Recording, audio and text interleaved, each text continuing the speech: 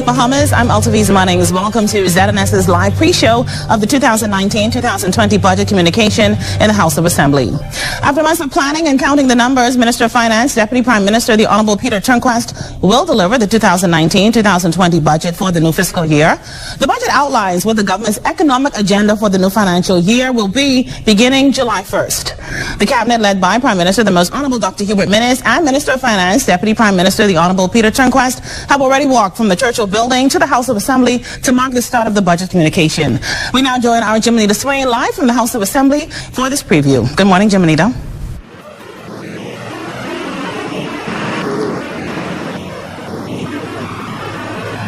Thanks, Alto. I'm here outside of the House of Assembly now. Just moments ago, the Prime Minister and his cabinet would have made their way across from the Churchill Building. The Deputy Prime Minister, the Honorable Peter Turnquest, who is also the Minister of Finance, would have been the person with the red briefcase. Contained in that briefcase is, of course, the financial forecast for what's going to take place or take shape for the 2019-2020 fiscal budget.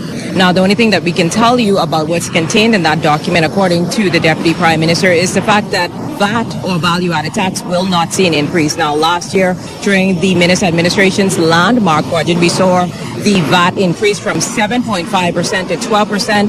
The Finance Minister made it clear to reporters yesterday that there will be no increase as it relates to value-added tax. Now, that was the only thing he said about that budget. He should be momentarily away from making that communication to members. He making the procession across with the members was, of course, other cabinet members, members of parliament, senators. They all went upstairs. Once on the steps, the Prime Minister and the Minister of Finance would have turned and held up the red briefcase. So now everyone's in a wait-and-see mode just to find out what's going to go forward for the 2019-2020 budget. Now, once that communication is complete, next week we expect to hear from other members and ministers on their budgets moving forward. Back to you in studio, Alto. Thanks so much, Jimanita. Well, the Ministry of Finance began its budget preparation early in the year. The Financial Secretary explained the process to our Kishla Adderley. It's a highly anticipated announcement how the approximately $1 billion to fund the fiscal year ahead will be allocated. Historically, health and education have accounted for the lion's share, but the fine details of the budget are a months-long, painstaking process. And so that process starts in earnest really around February or March, where we issue out what's called a call circular to government agencies. And that's sort of to set the broad framework for the budget, to let them know what they can expect or what the parameters are as far as expenditure requests to form. We would want them to set in the broad parameters. And then the agencies would then use that to base their submissions. Those submissions provide the context for the next phase of the process, deciding what's priority and how to trim the fat. We review, we compile them, and then we hold budget hearings. And what happens in the budget hearings is that the agencies then have an opportunity to come in and explain their budget. We challenge them sometimes. The budget analysts would sit down, would talk to them to get a feel for what's happening with their budget. We look for opportunities where they can scale back.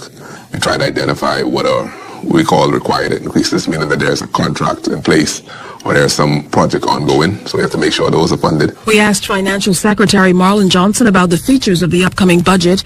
In a guarded response, he said many of the priorities have been in the headlines for months. It doesn't really have to be answered by the Deputy Prime Minister, but what I can say is that the government would have already articulated a medium-term fiscal plan, which sets the parameters for deficit targets and debt targets over the next 3 years. So what we do from the standpoint of the Ministry of Finance is we take the submissions and we look at what the government's priorities are, we look at what the fiscal targets are, and we provide the government with options, what we believe can accommodate both what the policy priorities are and what the fiscal targets are. So the budget will be framed within the context of that overall. Johnson says though the budget is largely a creature of policymakers, public input is a factor. Throughout the year, we get representation from individuals, from civic groups, from industry representatives who provide the government with a number of ideas and suggestions. And certainly, from I was a young budget analyst back in the 90s, I left government, but even coming back now, that feedback throughout all governments is taken into account because you get a lot of sound ideas. You get a good feedback as to what's working and what's not working. And so certainly the feedback from the public, from civic organizations, from industry associations, informs the recommendations we put forward to the policymakers. During last year's budget communication, Finance Minister Turnquest indicated that the one-year mark of the minister administration's mandate was to speak to what government said it would do for the previous year and what has been achieved, what further actions being implemented in core priority areas, and government's fiscal action plan to address the pressures that are faced and to ensure that government meets the mandated fiscal objectives of the proposed fiscal responsibility law. Now let's take a look at some of the highlights from last year's budget communication. Promoting fiscal responsibility, redressing public finances, revenue enhancement, and tax reform were some of the themes unveiled in the Free National Movement government's 2018-2019 budget delivered in the House of Assembly Wednesday. We are to achieve the fundamental objectives of our transformational agenda and bring palpable improvements to the lives of Bahamians. Minister of Finance, Deputy Prime Minister, the Honorable Peter Turnquest, touted the government's intention to lower the multi-million-dollar deficit into a surplus within the next 4 years. The GFS deficit in 2017-18 is projected at 2.5% of GDP, down by over one-half from the 5.5% of GDP in 2016-17. In dollar terms, this means that the efforts of the current government reduced the deficit by some $351 million year on year. Then there's tax reform. Minister Turnquest said it is undeniable that the country's current system of taxation must be reformed and modernized in order to ease the compliance burden on citizens and the private sector, as well as generate revenues that are rightfully owed to government. We are increasing the taxation of gaming house activities through the introduction of a sliding scale of rates applied to taxable revenue. Namely, up to $20 million, a rate of 20%. Between $20 million and $40 million, a rate of 25%. Between $40 million and $60 million, a rate of 30%. Between $60 million and $80 million, a rate of 35%. Between $80 million and $100 million, a rate of 40%. And over 100 million, a rate of 50%. Also, the taxation of gaming patrons through a 5% stamp tax to be levied on both deposits made by patrons at the gaming houses and any non-online games or digital sale. Now, one of the primary highlights of last year's budget communication was the increase in value-added tax from 7.5 to 12%. Minister of Finance, Peter Turnquest, explained why this was necessary.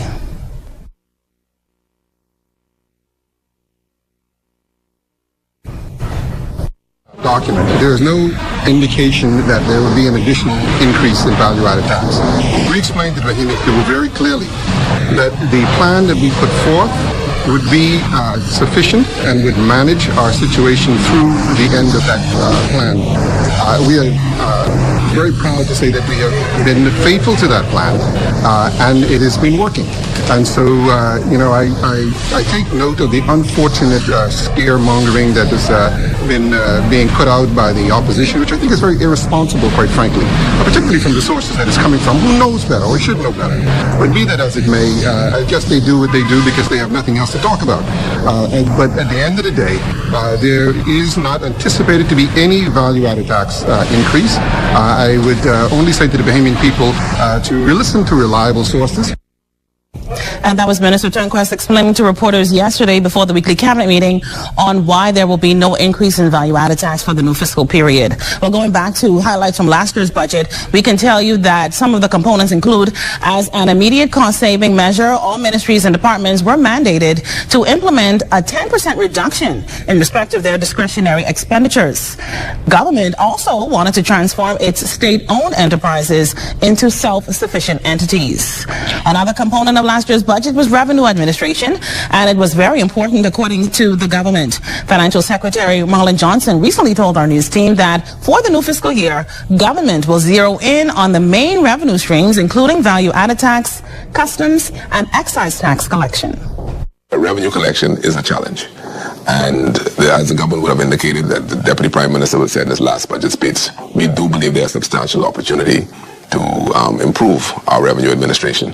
So I think certainly from a standpoint of the administration, meaning the operations of the Ministry of Finance, we are going to pay substantial attention to improving the revenue enhancement. There's a revenue enhancement unit that is, as the Deputy Prime Minister will speak to, in train. And as that comes on stream in full, there'll be a number of initiatives to go after where we believe existing taxes that we believe are not optimally collected. Now, the financial secretary was also tight-lipped over the prospect of new taxes in the upcoming budget, but he did speak to the government's plans to use technology to make it easier for residents to pay taxes. We want to be focused on what we can do to bring them online. The customs electronic single window will allow people to pay their customs duties online. Even if you're coming in and you make a customs declaration, you'll actually be able to download an app and be able to fill out your customs declaration and pay before you even get to Nassau. And so there are a number of things we're doing. Persons who clear goods will be able to sit in the office and do the full clearance themselves, pay their customs duties, and get it done. So one of the things we find is when you make it easy for people to pay their taxes, they're more inclined to do so. We can also tell you that the modernization of government's accounting systems is expected to advance significantly with the passing of this new budget. During the course of the year, the Ministry of Finance introduced government's new chart of accounts in its quarterly budget performance reports. However, the new budget will be the first to fully utilize the new accounting format. Minister Peter Turnquest said in a statement that when the budget is presented in the new fiscal year, government will update the public about this initiative and the overall reports to modernize and transform the country's public financial management. We can also tell you a new stream that the Ministry of Finance is introducing will be online content creators. There will be social media vloggers who will be explaining to the public exactly what Ministry of Finance terms will be. Well, it's time now for the 2019-2020 budget communication delivered by the Minister of Finance, Deputy Prime Minister, the Honorable Peter Turnquest. We now go live to the House of Assembly.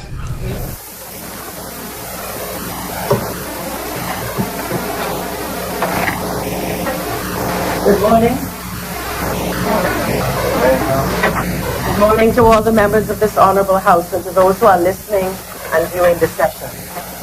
Scripture for this morning comes from Philippians 4, verses 4 to 8. Rejoice in the Lord always. I say again, rejoice. Let your gentleness be evident to all. The Lord is near. Do not be anxious about anything, but in every situation, by prayer and petition, with thanksgiving, present your requests to God.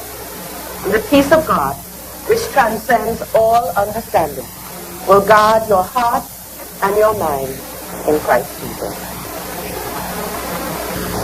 As chaplain to the House of Assembly, the Honorable House, I seek to challenge and encourage all members and the general public who follow the proceedings to pray for our healing as a people, to be open to God's guidance for wisdom, to be persons of integrity and spiritual maturity, and to seek peace and pursue it.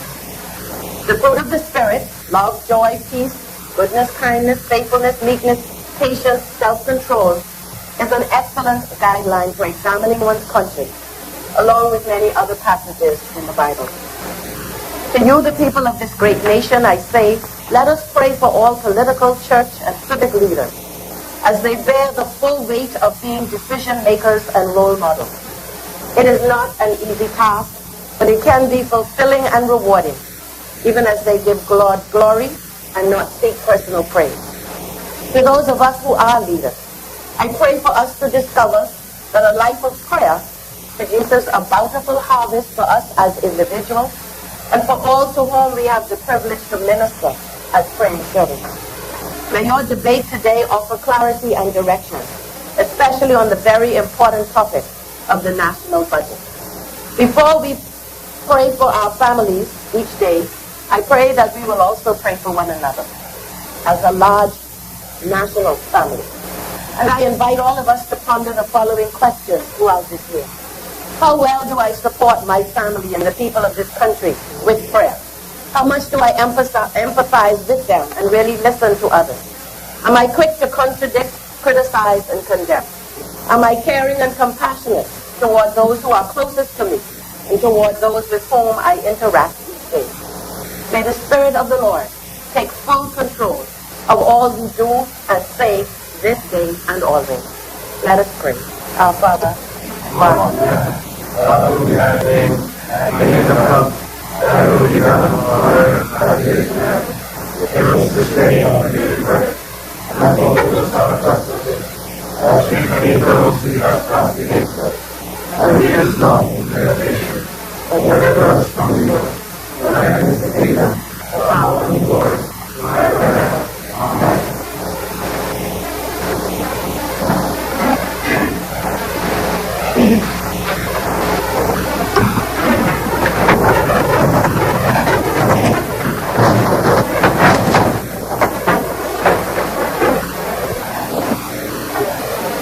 Junior McMinnis, Peter Turnquest, Brent Jimenez, Desmond Bannister, Rembert Wells, Jeffrey Lloyd, Dr. Dwayne Sands, Marvin Dane, Frankie Campbell, Leonicio Diagula, Michael Paytard, Darren Henfield, Ramal Ferreira, Lanisha Rowe, Brento Rowe, Ellsworth Johnson, Philip Davis, Dawn Miller, Patricia Parker Edgecombe, Iram Lewis, Carlton Gomez, James Aubrey, Travis Robinson, Adrian Gibson, Donald Saunders, Frederick McAlpine, Hank Johnson, Mark Hume, Michael Close, Miriam Brantley, Emmanuel, Reese Chipman, Ruben Rami, Ricky Mackey, Shannon Doncott Rice, Chanel Ferguson, Elena Sana Martin, Michael Foss, Chester Cooper.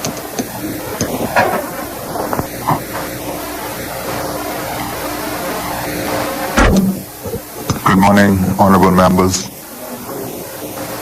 Good morning to all our visitors in the gallery. Let me begin by firstly recognizing all of our honorable senators who are here with us this morning. Can you stand for us, please?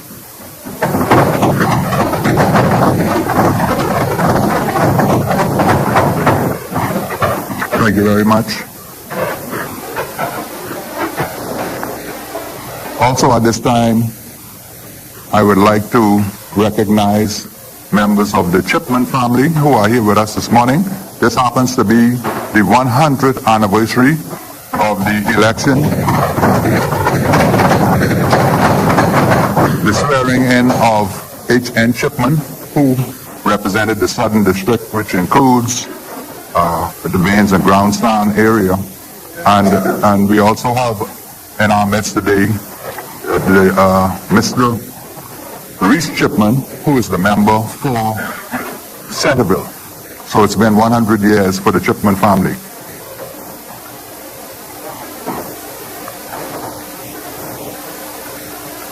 At this time, the chair would recognize the honorable member for Long Island. Thank you. Honorable members, I have in my possession a communication from the Ministry of Health. The honorable member for Elizabeth is not with us this morning, so I shall read this communication from the Ministry of Health with respect to, from the Bahamas National Drug Council, with respect to World No Tobacco Day. World No Tobacco Day is a World Health Organization annual day of awareness observed since 1987 to raise further awareness on the harmful and deadly effects of tobacco use and secondhand smoke exposure, and to discourage the use of tobacco in any form. The theme of World No Tobacco Day is focused on tobacco and lung health.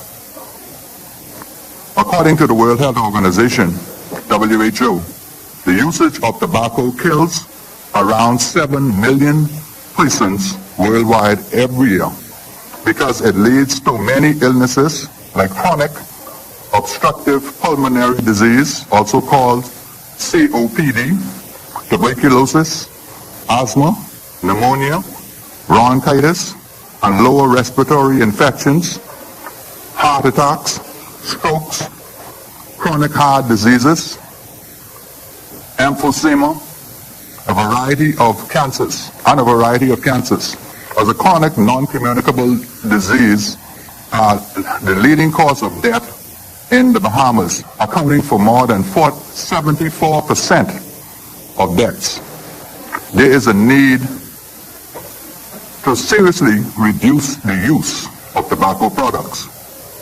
To this end, the Bahamas National Drug Council campaign will increase awareness on the risks posed by tobacco smoking and secondhand smoke exposure, awareness on the particular dangers of tobacco smoking to lung health, the magnitude of death and illness globally from lung disease caused by tobacco, including chronic respiratory diseases and lung cancer, emerging evidence on the link between tobacco smoke and tuberculosis deaths, the implications of secondhand exposure for lung health of people across all age groups, the importance of lung health to achieving overall health and the well-being, and feasible actions and measures that key audiences, including the public and governments, can take to reduce the risk of lung health exposed by tobacco. Tobacco can be used in many forms, such as cigarettes, cigars, bibas, creamy snuff, which is considered toothpaste, pipes, chewing tobacco, hand rolling tobacco, and many more. So it is very necessary to enforce laws governing the sale of tobacco products to children under the age of 18. But knowledge among large sections of the general public, and particularly among smokers, on the implications of health of people lungs from tobacco smoking and secondhand smoke exposure is low. Despite strong evidence of the harm of tobacco on lung health, the potential of tobacco control for improving lung health remains underestimated. For example, the 7,000 chemicals found in tobacco products, 250 of which have been identified as poisonous, and 69 are carcinogenic. That is, they cause cancer.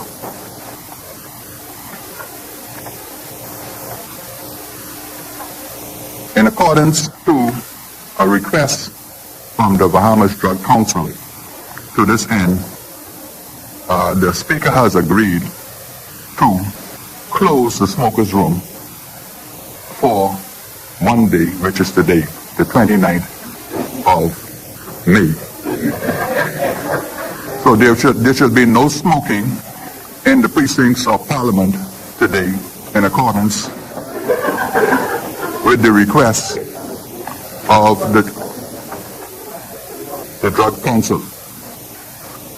And so, on the 31st, which is Friday, will be recognized globally as World No Tobacco Day.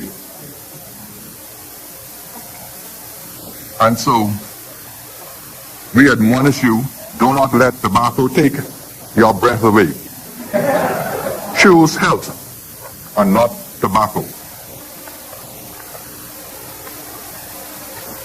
That should be easy for some of us who are non-smokers, and I imagine very difficult for others.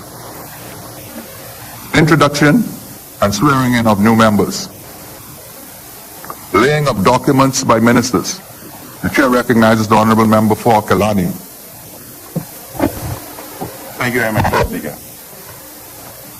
Speaker, I beg to lay on the table of the House a copy of the following. The Grand Bahama Port Area Investment Incentive Extension of Time for Applications, Order 2019. Order that the document be brought up.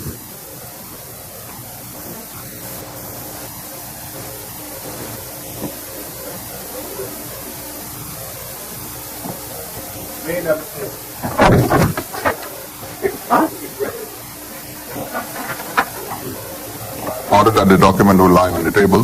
Further laying of documents by ministers. The chair recognizes the honourable member for East Grand Bahama. Mr. Speaker, I beg leave to lay on the table of the House the value-added tax amendment regulation. Order that the document be brought up.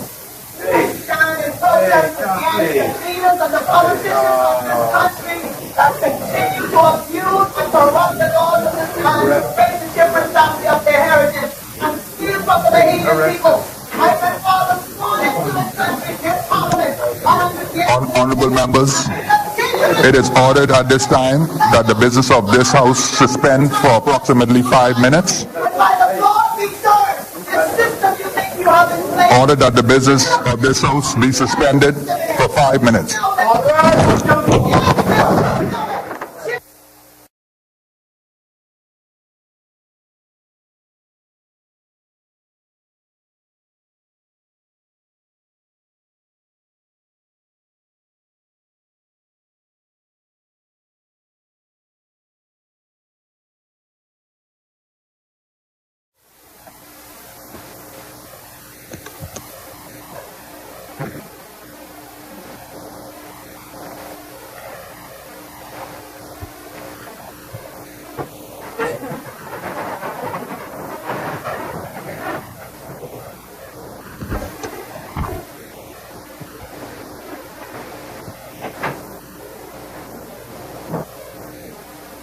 Honourable members, before we had that unfortunate incident, we were on the agenda laying of documents by ministers. But just before we proceed, let the House record reflect that the female that made that a criminally motivated intervention in this House is hereby ordered never to enter the precincts of this Parliament for the remainder of this session. My understanding is that she is now in police custody, and so we let the law enforcement officers and the courts take control of this matter from this point forward. Laying of documents, further laying of documents by ministers. Chair recognizes the honourable member for East Grand Bahama. Thank you, Mr. Speaker. I don't know what to say, but anyway. Keep going. Mr. Speaker, once again, I beg leave to lay on the table of the House the Value-Added Tax Amendment Regulation 2019. Order that the document be brought up.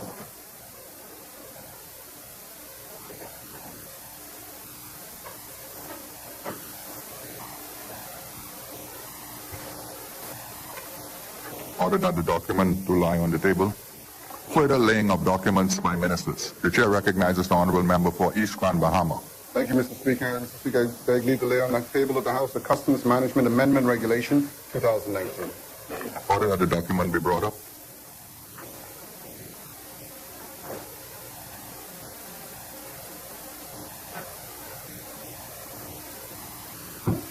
Order that the document do lie on the table. Further laying of documents by ministers.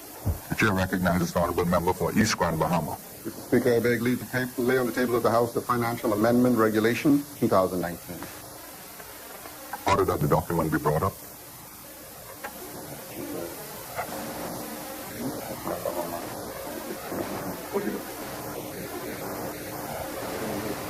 Order that the document do lie on the table. Further laying of documents by ministers. The chair recognizes the honourable member for East Grand Bahama. Mr. Speaker, I beg leave to lay on the table of the House the Business License Amendment Regulation 2019. Order that the document be brought up.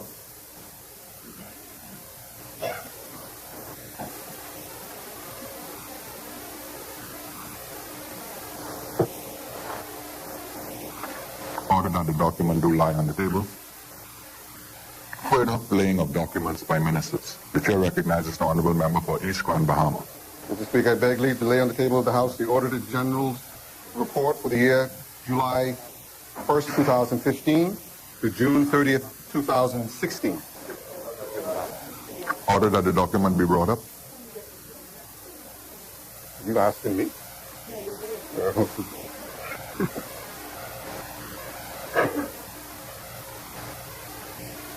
Order that the document do lie on the table. Further laying of documents by ministers. The chair recognizes the honorable member for Bamboo Town. Copy of the following: the Price Control General Amendment Number 2 Regulations 2019. Order that the document be brought up.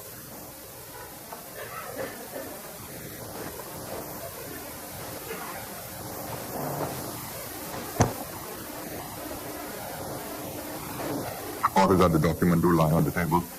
Further laying of documents by ministers. There are no further laying. Statements and communications by ministers. The chair recognizes the honorable member for Carmichael. May it please you, Mr. Speaker, I wish to make a communication on the Bimini fire at the DPL generation facility. Speaker, on Monday evening, a fire occurred at the DPL generation facility in Bimini. The fire completely disrupted the power supply to the island. Station B at the facility has 2 engines. Both appear to be damaged beyond repair, as are auxiliary equipment such as pumps, filters, electrical switchgear, control equipment, and wiring. However, the generational assets of Station A, which has 5 generators, remain fully operational.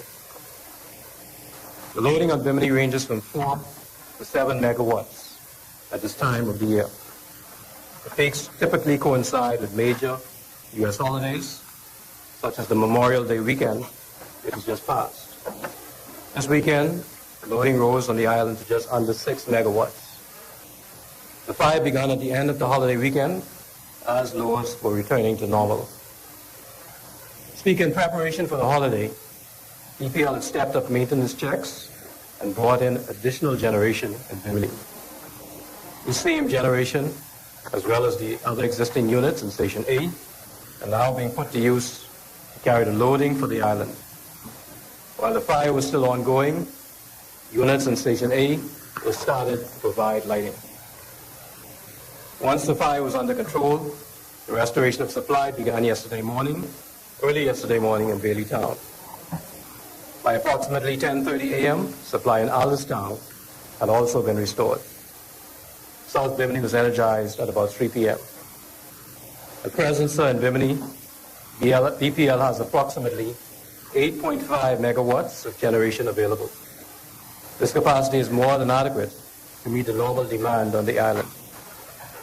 As soon as the fire authorities and insurers complete their investigation, DPL anticipates that it will augment the generation capacity and the fire suppression systems in Bimini so as to ensure that a reliable power supply is available for the upcoming July 4th holiday period. Indeed, a team led by the acting chief operating officer is scheduled to travel to Houston this week to do load testing of available generational units. At the time of the fire, DPL had a cadre of highly experienced technical staff on the island.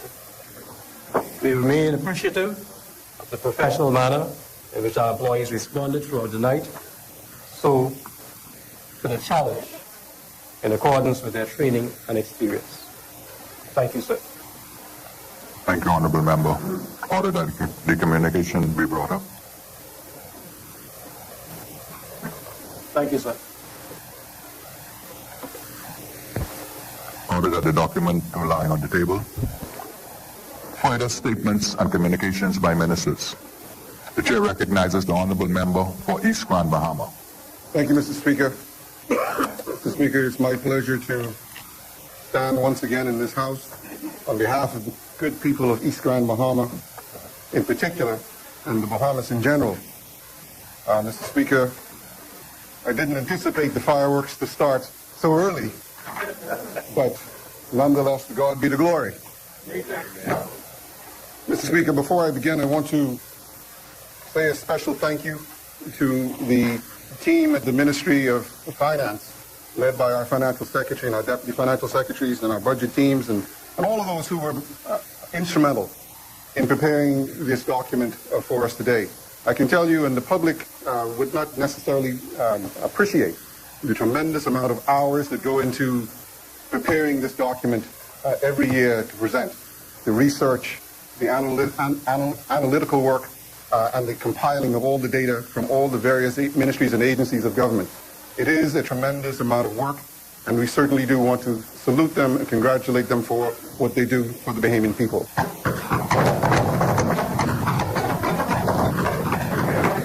Likewise, Mr. Speaker, I also want to thank and recognize those members of the private sector who stand with us and consult with us and give us valuable feedback on the initiatives that we outline, the numbers that we present, and the projections that we make.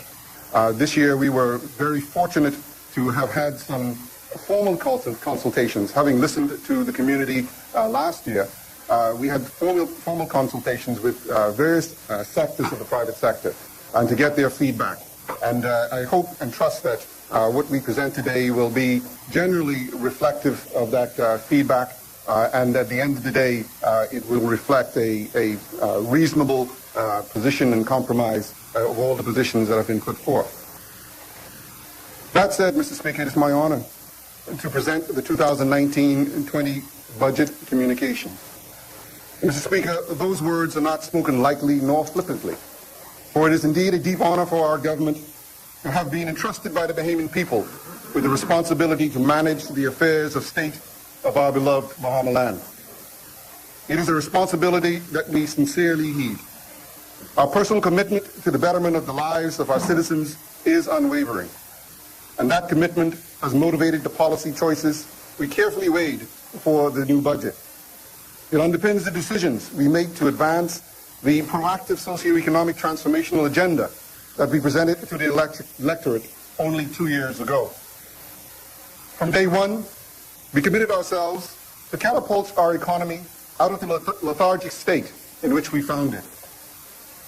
Now that we are 2 years in, we can report to the Bahamian people that we have improved our fiscal outlook, we have exercised fiscal restraint that has led to economic growth, and we have restored confidence in the ability of the government to pursue responsible fiscal management. We have fundamentally introduced high standards of transparency and accountability in the management of taxpayers' money, demonstrating how a government performs in the best interest of the nation and not for political expediency. This is the first budget that will be fully enacted under the framework of the Fiscal Responsibility Act 2018. Mr. Speaker, in a nutshell, through the Fiscal Responsibility Act, provided a legally binding framework for responsible fiscal management with specific annual targets for the deficit, as well as effective public and parliamentary scrutiny for our fiscal performance. Introduced the practice of proper budgeting for known commitments to avoid the buildup of unpaid arrears. Provided for the clearing up of the mountain of old bills and unbudgeted commitments left behind by previous administrations, totaling some $360 million, and established a sound multi-year fiscal plan to address known fiscal pressures, finance our growth agenda in a fiscally responsible way, and to meet the mandated and crucial deficit and debt targets. It is 2 years in, and against some extraordinary odds, we have delivered stable and steady governance instead of irresponsible and unplanned fiscal management.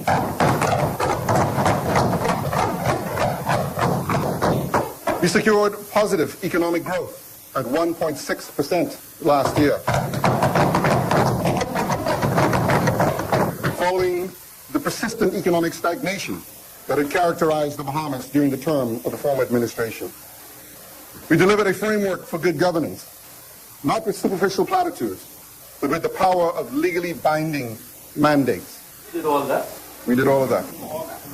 And more. We made this progress while operating under tight fiscal constraints, and yet we still increased direct social assistance last year by over $600,000. We maintained a focus on human development as a key priority during the last 2 years of tightening our purse strings. This included millions invested in new initiatives for education, entrepreneurship, economic empowerment, and the development of neglected communities. Mr. Speaker, our critics often like to ridicule our focus on fiscal reform or fixing the fiscal deficit. We find this odd because a part of our core responsibility as leaders of state is to be responsible managers of taxpayer money. It is the hard-earned dollars of the people that we collect, and it is those very same dollars that our citizens expect the government to spend judiciously on programs, services, and infrastructure to serve their critical needs. May I remind our citizens that politically motivated and irresponsible boosts in government spending are not sustainable solutions to securing stable economic growth. Excessive fiscal deficits and unsustainable borrowing compromise our standard of living and undermine the government's ability to perform its basic functions and compete in the global economy. These quick fixes are inevitably doomed to fail. They erode confidence, worsen the fiscal position of the nation, and compromise the future prosperity of our youth. That is not a gamble we are prepared to make. The poor governance practice prior to 2017 exposed a complete lack of a strategic plan for the way in which public funds should or would be used. This resulted in improper budgeting, unrecorded expenses, reckless spending, and the inability of the country to achieve sustainable economic growth and fiscal stability. Year after year, our country was faced with a rising level of public debt and a number of credit downgrades, thereby reinforcing negative impacts on borrowing and economic growth. We were trapped in a vicious self-reinforcing cycle of rising deficits and debt and depressed economic conditions. In giving us a mandate to govern, the Bahamian people were clear in their choice of a government that is committed to safeguarding the fiscal health of our nation, and this is not something to be treated carelessly, nor to be taken for granted, or to disregard when inconvenient. No government should have the luxury to choose to abandon its obligations and responsibilities for the social and economic welfare and development of its people, or to abandon its obligation to care for the fiscal health of the nation. There is no either or. We have to do both and more, and we must never lose sight of this basic fact. For the first time in a long time, we have a government that can actually handle the full weight of this responsibility, and we are steadfast in our resolve. We have a properly structured economic and fiscal policy agenda, and we will be unwavering in executing our mandate. Mr. Speaker, having said this, I am pleased to assert at the very outset of this budget communication that our government is indeed staying true to our overarching economic and fiscal policy agenda outlined in the November 2018 Fiscal Strategy Report. To that end, I can also assert that we are continuing to adhere to the principles established in the 3-year fiscal reform plan that we set out in our last year's budget communication, contrary to misconceptions and fear-mongering that was laid out by the leader of the opposition just last week. In line with that policy, I'm also pleased to announce that in the 2019-20 budget, there are no new tax categories.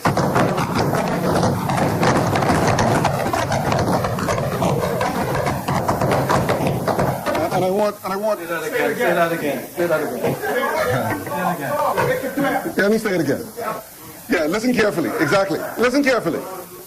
There are no new tax categories.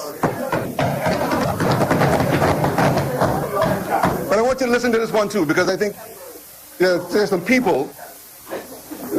You're causing me to make commentary, but there's some people who Don't listen very carefully. But I want you all to listen carefully, so you at least carry the story correctly.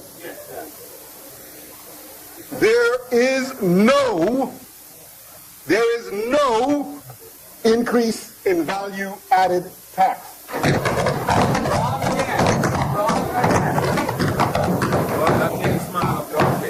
I'm going to say it one more time.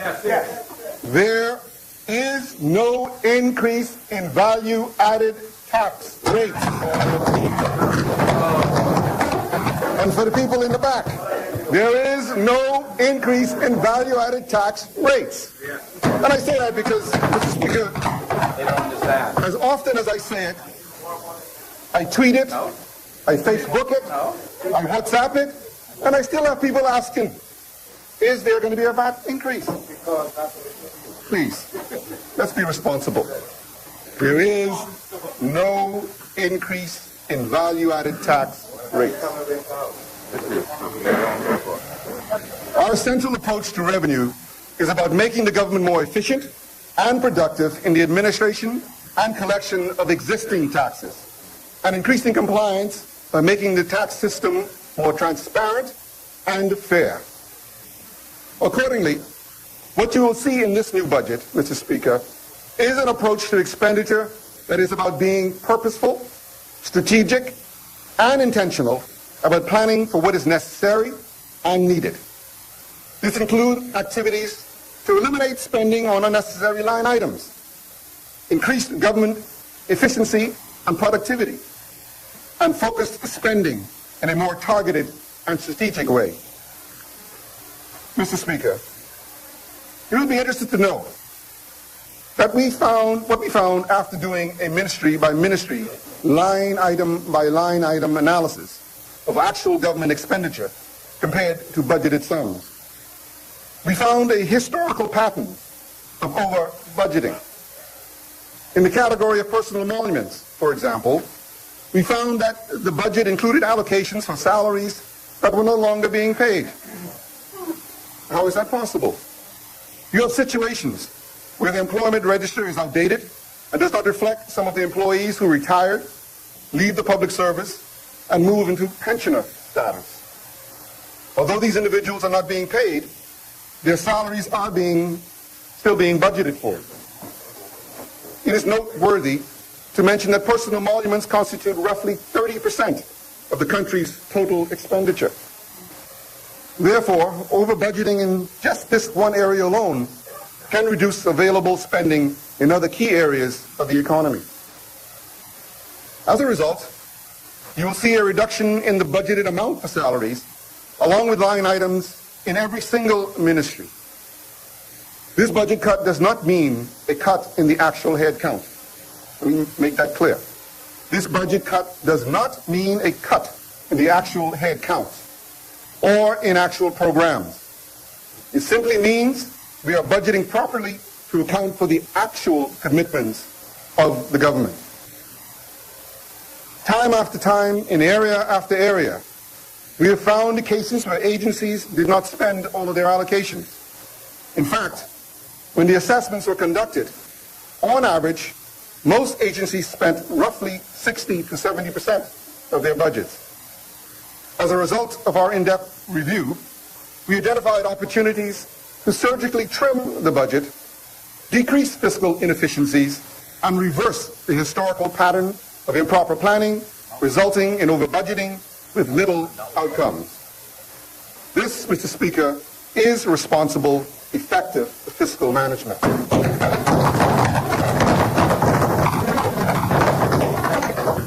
In the past, the budget exercise often involved agencies looking at their previous budget and adding on a few dollars for their new proposals.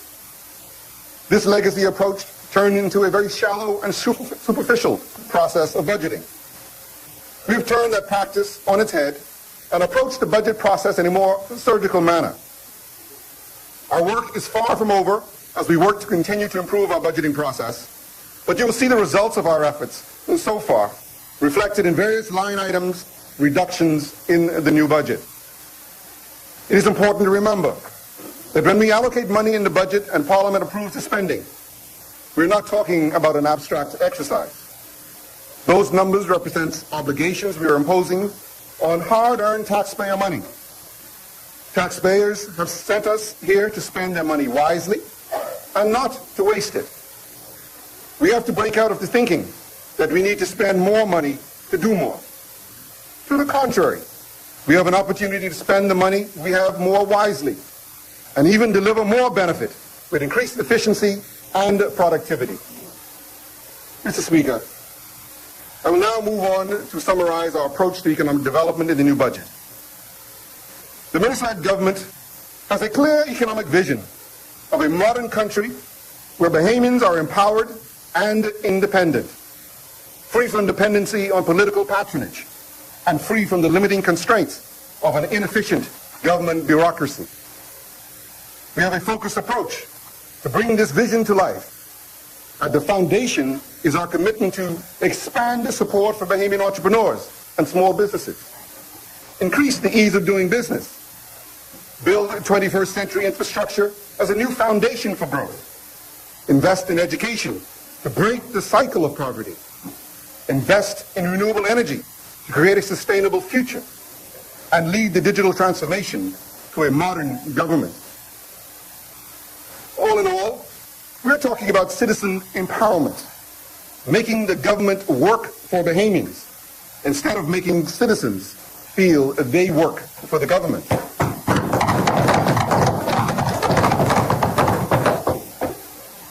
And that's an important statement, Mr. Speaker, so I'll read it again. All in all, we're talking about citizens' empowerment, making the government work for Bahamians instead of making the citizens feel as if they work for the government.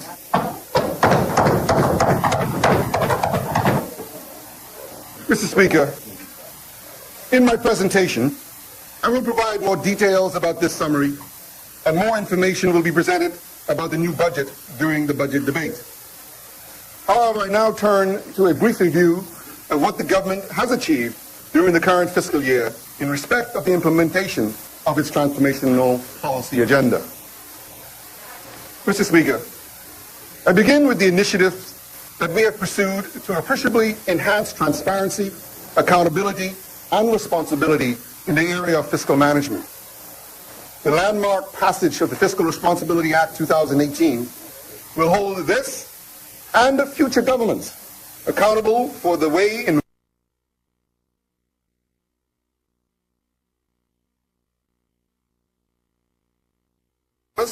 strategic plan to meet core fiscal goals. These include achieving a sustainable level of debt of no more than 50% of GDP over the medium term, and a targeted fiscal balance that does not exceed 0.5% of GDP by 2020-2021 and beyond. As mandated by the Act, the government published the very first fiscal strategy report last November. It was tabled and discussed in Parliament in January of this year, setting out the priorities for the next budget, as well as a clear path to fiscal reform over the medium-term horizon. In this way, the public is clearly made aware of exactly how the government plans to meet its fiscal objectives for each fiscal year, accompanied by a comprehensive macroeconomic assessment of the economy and how the two intertwine. Obviously, as circumstances may change, legislation allows the government the opportunity to update its forecast and projections and to provide a legitimate explanation for the same. The Fiscal Responsibility Act also mandates the establishment of a Fiscal Responsibility Council, comprised of 5 members with legal, business, economic, accounting, and financial backgrounds, respectively. These individuals, you will recall, Mr. Speaker, are selected by specific entities named in the legislation and not by the government directly. The Act states that the Council must, and it will, be established by July 1, 2019. In complying with that mandate, I would like to advise at this time that the Honourable Speaker has requested and received nominations from the Bar Association, the Bahamas Chamber of Commerce and Employers Confederation, the University of the Bahamas, the Bahamas Institute of Chartered Accountants, and the Chartered Financial Analysts Society of the Bahamas. Upon the advice of the Speaker, The nominees are now to be appointed by the Governor General, and the Council will then be in a position to begin fulfilling its mandated responsibilities as of July 1. As in the case in other jurisdictions, such as the European Union, the United States, and in the region, Jamaica and Grenada, the core role of the Council is to foster budgetary discipline by independently evaluating the government's compliance with the rules and principles set out in the Act, including the general principles, fiscal responsibility principles, and the fiscal objectives. In doing this, the Council is expected to review and assess the government's fiscal strategy report, the mid-year review, the annual budget, and the government's audited annual accounts.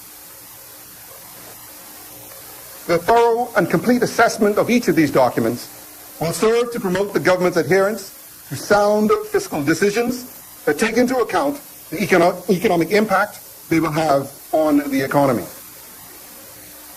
The Council will have access to all government information and all public servants in the fulfillment of its mandate. The Council will report directly to the Bahamian people through its direct submissions to Parliament.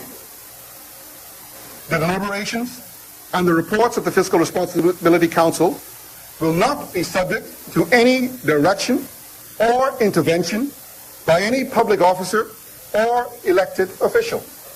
Mr. Speaker, that is landmark transparency and willingness by this government to hold itself transparent and accountable to the Bahamian people. The government has also moved to increase fiscal transparency and accountability through the publication of regular quarterly financial performance reports.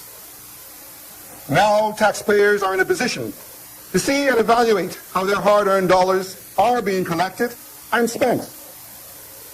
They're also better able to assess how well the government is managing the fiscal affairs of the nation in relation to the fiscal objectives set out in the annual budget.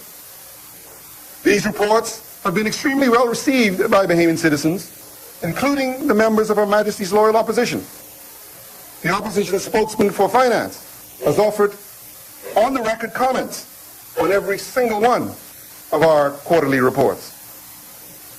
We on this side appreciate that they are unknowingly congratulating the government on these reports by their enthusiastic embrace of this level of openness. It apparently never crossed their mind to undertake such an initiative when they had the opportunity just 2 short years ago. We are happy that they are happy, as all Bahamians, with this new era of openness and accountability.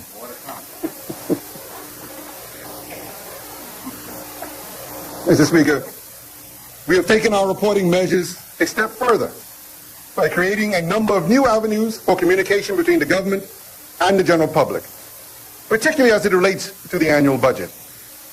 This year, we will be launching an official website catering to the annual budget that is intended to translate this policy document into simplified, non-technical language, using visual tools to make the information more relatable to the average Bahamian.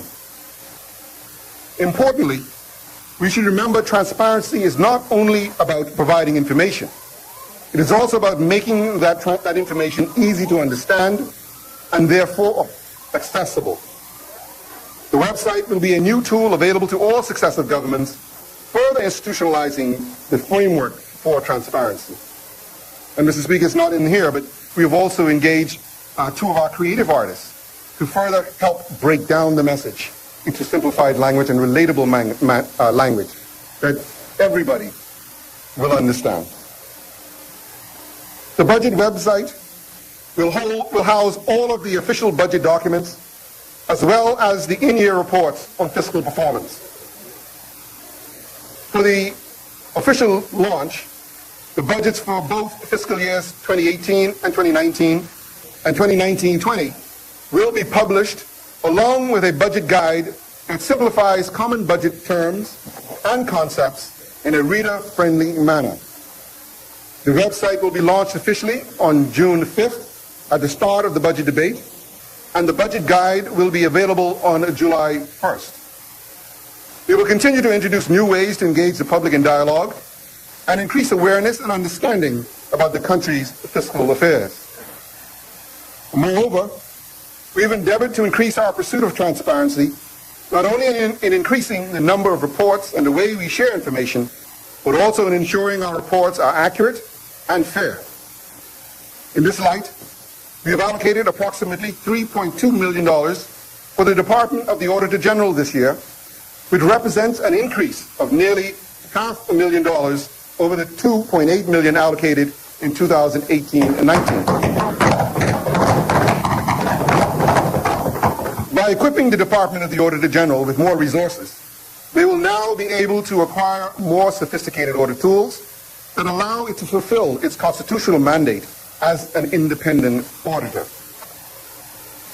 Mr. Speaker, I mentioned earlier that we have ushered this country into a new era of public financial management, one that is centered on a prudent use of resources while exemplifying enhanced transparency and responsibility. This new era, however, goes beyond just dealing with the numbers. It also calls for a new day in public processes and procedures. We seek not only to refine public programs and services, but to improve how they are delivered in line with international best practices. No longer can we operate as an antiquated government with outdated processes. Instead, we must strive to modernize our current structure to the standards of the 21st century, thereby making the public service more efficient in its day-to-day operations. Put simply, we must ramp up our focus on the ease of doing business in respect to the public's interaction with government agencies. In this vein, our measures to strengthen public financial management continued throughout the last fiscal year, as we made progress with the $33 million IDB-financed public financial management and performance monitoring reform project. The aim of this project is to strengthen the government's capacity to allocate, manage, and monitor public resources.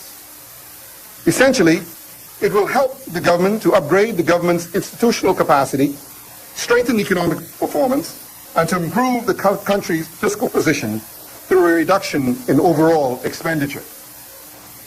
Indeed, it is a key mechanism for increasing fiscal responsibility and accountability across all institutions of government with respect to public funds. The project has 4 components: performance monitoring, national statistics, public financial management, and procurement. Under Component 1, the Prime Minister's Delivery Unit, or the PMDU, was successfully established and staffed. Working with ministries, departments, and agencies, this team has applied the deliverology method to improve project performance associated with key priorities of the administration. In using this method, we are ensuring that the government implements the desired reforms in a way that is efficient, timely, and accurate. This component has also resulted in 2 key consultancies in the Bahamas Investment Authority, or BIA, creating a revised investment framework for the Bahamas and a human resource restructuring plan. Further, through this exercise, the BIA is adopting a new approach as a proactive investment agency to increase the Bahamas' share of regional foreign investment. Under the project, staff at the BIA have already been trained and equipped with enhanced skills, enabling them to function effectively within the new business framework. In relation to Component 2, the revised Draft National Statistic Act is being finalized, and the legislative process will begin commencing shortly. The increasingly data-driven paradigm of the global community necessitates the review and redesign of the Statistics Act to accommodate growing demand for information across all sectors of our society. It will ensure that reliable, timely, and relevant data are accessible to decision makers in both the government and the private sector. Indeed, it is likely that policy considerations will be given to the establishment of a national statistics agency into which the current Department of Statistics will be amalgamated. The agency will be given independence in the law and the ability to generate revenue through the generation of special reports and data sets of interest to various segments of society. Component 3 addresses the upgrade and modernization of the data platforms that facilitate accountancy and human resource management throughout government. This element has been conceptualized around what is termed the Integrated Financial Management of Information Systems, or the IFMIS program. Transitioning from the current antiquated financial and human resource protocols to modern world-class financial and human resource systems is a mammoth undertaking. Accordingly, the Ministry of Finance has engaged an advisory consultancy firm which is currently conducting a public sector-wide review of all financial and human resource management systems. The completion of this work will provide the baseline that underpins the re-engineering of all revenue and expenditure-related business processes in the public financial management sector, including payroll and human resources. As well, manual reporting will be replaced by instant, real-time computer-generated reporting on the state of revenue and expenditure in the country. The time required for periodic reporting and budget exercises will be significantly reduced, while errors and inaccuracies will be substantially lowered. The time-stamped system will track all activities, ensuring the integrity. Just swallowed a termite. Extra protein. Oh my. We need a new parliament, people.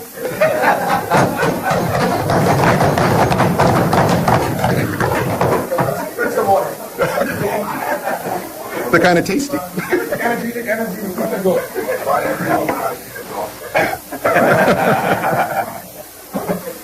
My. The time-stamp system, I am sure the side opposite will support the call for a new parliament. The time-stamp system will track all activities, ensuring that the integrity of the system is maintained. To strengthen the overall budgeting process for more accurate, timely, and comparable reporting, we will also begin the full transition to the accrual method of accounting from cash basis accounting. Again, please listen carefully.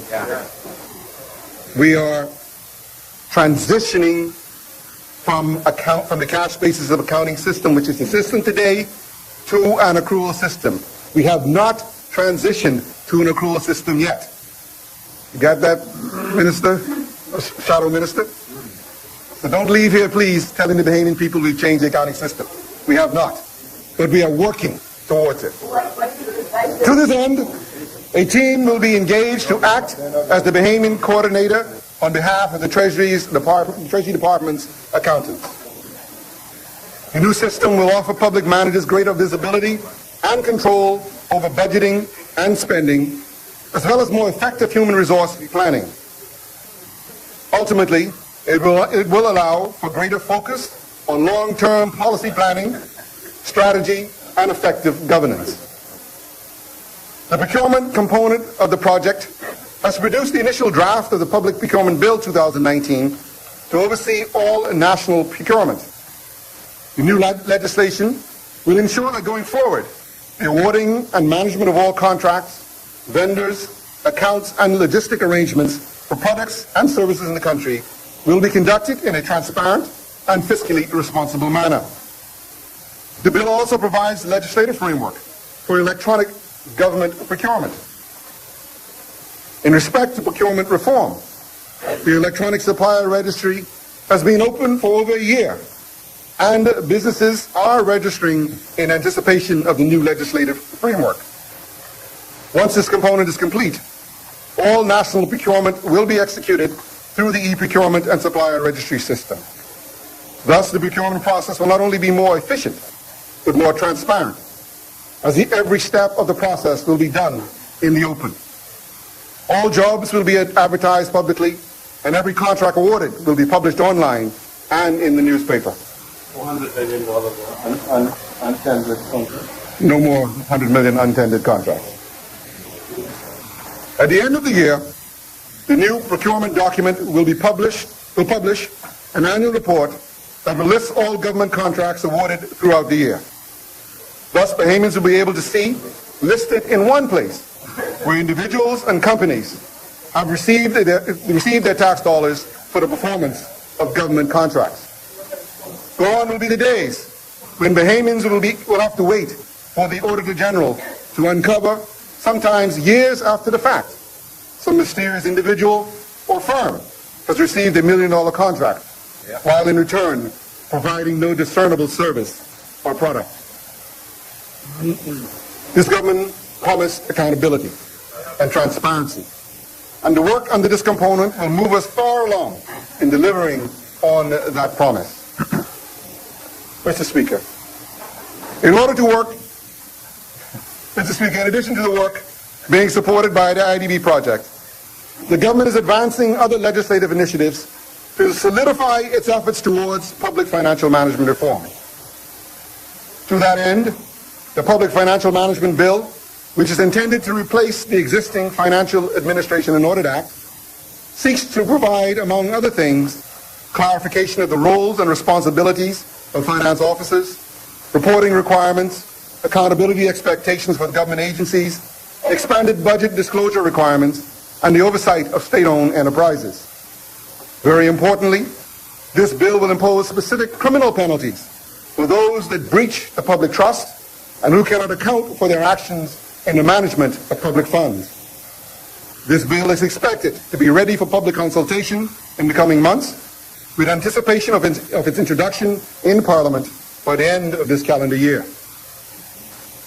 Mr. Speaker, efforts have also continued this year to restructure the Ministry of Finance in a bid to increase its accountability and transparency, as well as to ensure that fiscal, economic, and budgetary management needs can be met with appropriate skill levels.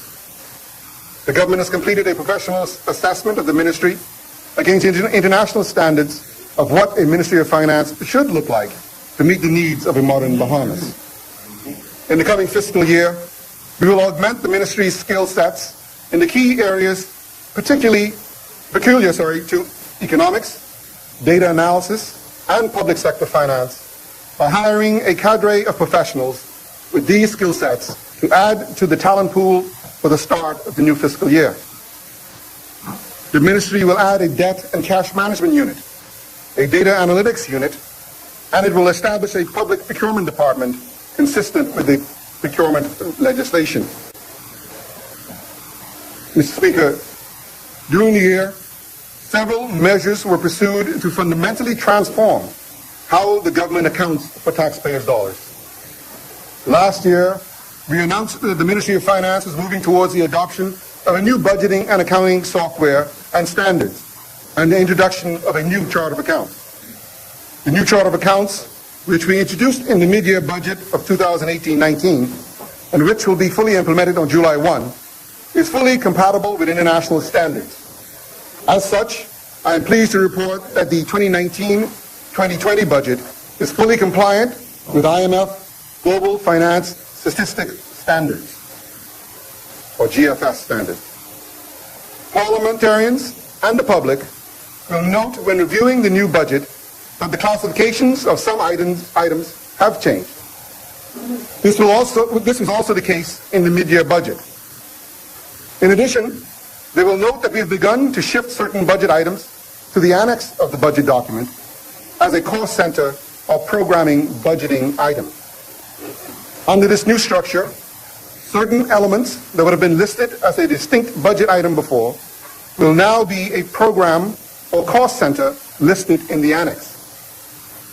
It is important to note this so that persons who browse the budget document looking for a particular item that was previously listed as a line item in the budget can be aware that this could have possibly been moved to the annex. So you'll have the summary number in the budget, and the annex will give the details. Thus, before the reader concludes that an item is no longer being funded, I would invite them to check the annexes. It is the intention of the Ministry of Finance to move over the near term to a full presentation of the budget by program and cost center, as it is the prevailing standard for public sector budgeting around the world. I hasten to point out that while the agencies have started along this road, persons will still find in the perusal of the annex that it is very much a work in progress. The optimal assignment and breakout of funding by agencies in their respective categories of programs versus cost centers still has a ways to go. But it is a start, and we will continue to build upon this initial effort. In addition, we announced our planned introduction of the International Public Sector Accounting Standards, or IPSAS, which will facilitate the transition to accrual accounting and its supporting systems. Using the accrual method for government bookkeeping and reporting will allow us to have a better view of the outstanding cash requirements. This is important not only to facilitating improved cash planning, but also helping to avoid any future buildup in arrears. In further keeping with our commitment to improve accounting and reporting, we are nearing completion of the recruitment of 35 additional accountants to be dispersed throughout the public service. Yes, we did. It was advertised in the newspapers. This project, and online, this project will assess current labor gaps as well as strengthen the overall level of skill sets throughout the public service as a part of our ongoing effort to fortify the talent sets within the Ministry of Finance and the Public Treasury. Of the 35 accountants that will be recruited, 11 will be hired as accountants, 14 as accountant assistants, and the remaining 10 as trainees, all of whom will come under the remit of the Treasury Department. The Public Debt Management Bill is also intended to be enacted by the end of this calendar year, although the implementation of some of its parts will precede its enactment, namely, as mentioned earlier, the creation of the Debt Management Unit at the Ministry of Finance. The bill will provide a governance framework for government debt activities, which will be guided by defined medium and long-term fiscal objectives. The bill will mandate that an annual debt management strategy report will be produced and presented to Parliament at the time of the annual budget exercise, in keeping with our effort to increase transparency and accountability in the management of public funds. Mr. Speaker, although critical steps towards fiscal reform is needed, where possible and desired, to move our SOEs towards cost recovery and self-sufficiency. For far too long, we have lamented the cost to the taxpayers to subsidize these entities that paid little more than lip service towards any serious reform. This must change if we are to manage our overall fiscal affairs in a systematic way. In the current fiscal year, Mr. Speaker, some $398.3 million was budgeted for subventions to our state-owned enterprises, or SOEs, which represents roughly 15.4% of budgeted recurrent expenditure. This means that 15 cents out of every dollar spent by the government is going to provide subsidies and support to our Bahamian state-owned enterprises. Recognizing that, over time, the trend in SOE expenditure will become unsustainable. The Ministry of Finance is undertaking a formal study of our Bahamian SOEs with a view to providing recommendations for cost recovery options and for better reporting to the government and the public on their results and their outcomes.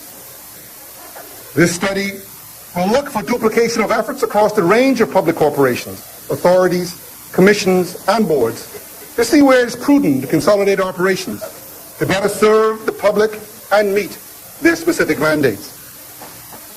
This exercise will no doubt force some uncomfortable discussions and may call for some tough decisions. But as we have proven time and time again, this administration will not bow to political expediency, but will again demonstrate the resolve to protect the long-term interests of the Bahamas and a prosperous future for all Bahamian citizens. Mr. Speaker, I want to pause for a moment to emphasize the policy initiatives that I have detailed so far reflect a government that has adopted a new and transformative fiscal framework. This is not business as usual, and these are not cosmetic changes. The government's policy agenda reflects steady progress towards comprehensive reform and structural change. We're getting at the root of our problems within the bureaucracy. Bit by bit, we are pulling apart outdated legacy systems across the government to deliver true transformation. That means stability and sustainability. That means efficiency and increased productivity. That means upgrade and not downgrade. In any country around the world, structural reforms are expected to take time. They require cultural shifts within organizations. They require technological upgrades, training, and retooling. In the Bahamas, we are no different. We still have a long way to go with some of our initiatives, but we are achieving measurable and meaningful progress. Mr. Speaker, evidence of this progress is further apparent in the reform of our major revenue administration agencies, the Department of Inland Revenue and the Department of Customs. It is well known that there is leakage in government tax revenue as a result of inefficiencies, alongside weak controls against fraud and corruption.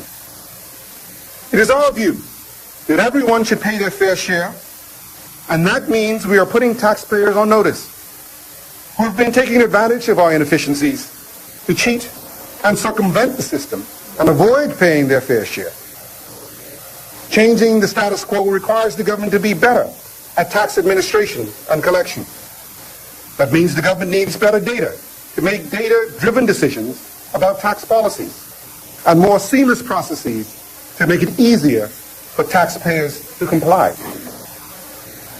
Earlier this month, the government announced the complete revamp of the existing antiquated real property tax system, starting with a massive data collection initiative that will update the real property tax register. The first phase of this project is expected to add as many as 9,000 unregistered properties to the tax roll. That's the estimated number of properties that are not currently on the tax roll and being properly taxed. It will bring fairness and transparency to the property valuation process by establishing objective, local, and internationally accepted measurements that are critical for proper property tax assessments. Eventually, there will be a public online database for property values for tax purposes. The net result of this enforcement exercise is an anticipated annual boost of $21 million in real property tax collections. This phase of the project will create up to 40 jobs for Bahamians and will last approximately 18 months. I'm advised that training would have begun this week, with the field work expected to commence next week. And I want to emphasize, Mr. Speaker, that the government is not hiring the persons who will work on this project. That is being done by the consultants independently, and they are online with the registration of persons who are interested in working with this project. And so I would encourage them to search that out online and apply there. We are ensuring that we stay independent and objective of the process. The other thing that I want to make clear, Mr. Speaker, is that there's no increase in the rates of property tax. We are saying that we are ensuring that there is fair assessments across all properties so that your neighbor doesn't have a lower tax bill than you have for the same kind of property. And we're making sure that your neighbor is paying his fair share of tax and included in the roll as you are. So that's all we're doing there. Mr. Speaker, it is important to note also that this project falls largely in line with the government's broader initiative to digitize government systems to allow for more accurate and frequent reporting, less bureaucracy, and more efficiency. In the Customs Department, the work is well underway in the Customs Modernization Program, most notably the introduction of the electronic single window that has been dubbed Click to Clear. This new Click to Clear platform, which is being rolled out in phases, will bring the Bahamas in line with best-in-class customs clearance processes, allowing a person or company to clear their goods from anywhere they have access to the internet. In particular, the new system allows for more convenient paperless processing, as clearance will be available at any time. Online payment of customs duties, tight controls that will help to minimize fraud, less time for processing, All entries will be checked automatically in the new system, and for low-risk users, spot checks will be done as opposed to 100% inspection. Automated statistical dashboards that will allow for more robust record keeping and accurate custom statistics. The full integration of other government agencies and increased transparency and accountability. Finally, the old paper-based process of clearing customs will be a thing of the past, and a new era of efficiency, timeliness, and enhanced convenience will be ushered in with this new system. As of February of this year, approximately 1,600 businesses were on the new click-to-clear electronic single-window platform. So far, we have appreciated the feedback from the business community, and we are making changes based on this feedback to ensure that the benefits of the system accrue to all stakeholders. The official launch of the system will take place in September 2019 for all users, commercial and private, across the archipelago. Furthermore, our push to boost tax compliance will be solidified by the rollout of the Revenue Enhancement Unit, which will be fully established and operational by July 1st. This unit will be tasked with building capacity and improving overall compliance by conducting complete tax audits, particularly for VAT and real property tax matters. As it relates to property tax, the unit has already provided a new set of algorithms to update property values in high-valued neighborhoods and has begun collecting services which to date have garnered approximately $15 million in incremental revenue. Once operational, the Revenue Enhancement Unit will include 28 new hires in total to fill the positions of senior tax auditors, junior tax auditors, call center officers, and collection officers. The hiring process is already underway and is expected to be completed in time for July 1st, official start date for all of its operations. In completing this process, we will ensure that all hires will be adequately trained to operate within the Bahamian tax environment. Mr. Speaker, I mentioned earlier that citizen empowerment was a central focus for the government. That is why this administration has made improving the ease of doing business in the Bahamas a key priority, particularly as it relates to the ease and efficiency of doing business with government. Bahamians have wasted too much time and money being reliant on the good favor of a politician or bureaucrat to get simple things done. Our ease of doing business efforts, along with our investment in entrepreneurship and small business, which I'll speak to in a few moments, are helping to make it easier for people to start a business, stay in business, and to conduct personal business with the government. Earlier this year, the Department of Inland Revenue, or DIR, simplified the process of renewing a business license. They successfully processed business license renewals in under 48 hours for the majority of applicants. That is significant, Mr. Speaker, because that's down from an average 3 weeks.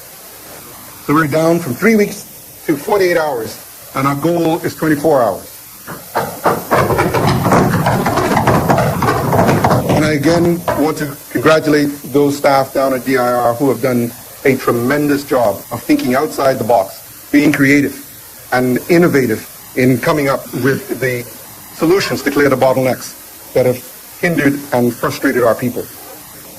Earlier this month, DIR also introduced a provisional license targeted at home-based businesses, sole proprietors, and other startups deemed low risk. A provisional license is a temporary license issued for 90 days to help small businesses get up and running quickly, while startups wait for approvals to be processed by other government agencies. A provisional license enables ineligible businesses to move forward with critical tasks, such as opening a business bank account.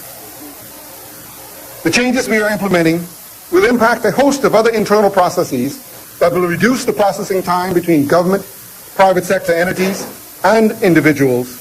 For example, we are moving to change the threshold to reduce purchase orders in-house from $500 to $50,000, which will eliminate the time and hassle it takes to have small purchase orders approved and printed by the Treasury Department. Mr. Speaker, currently the Bahamas is ranked 118th out of 190 countries on the World Bank's 2019 Ease of Doing Business Index.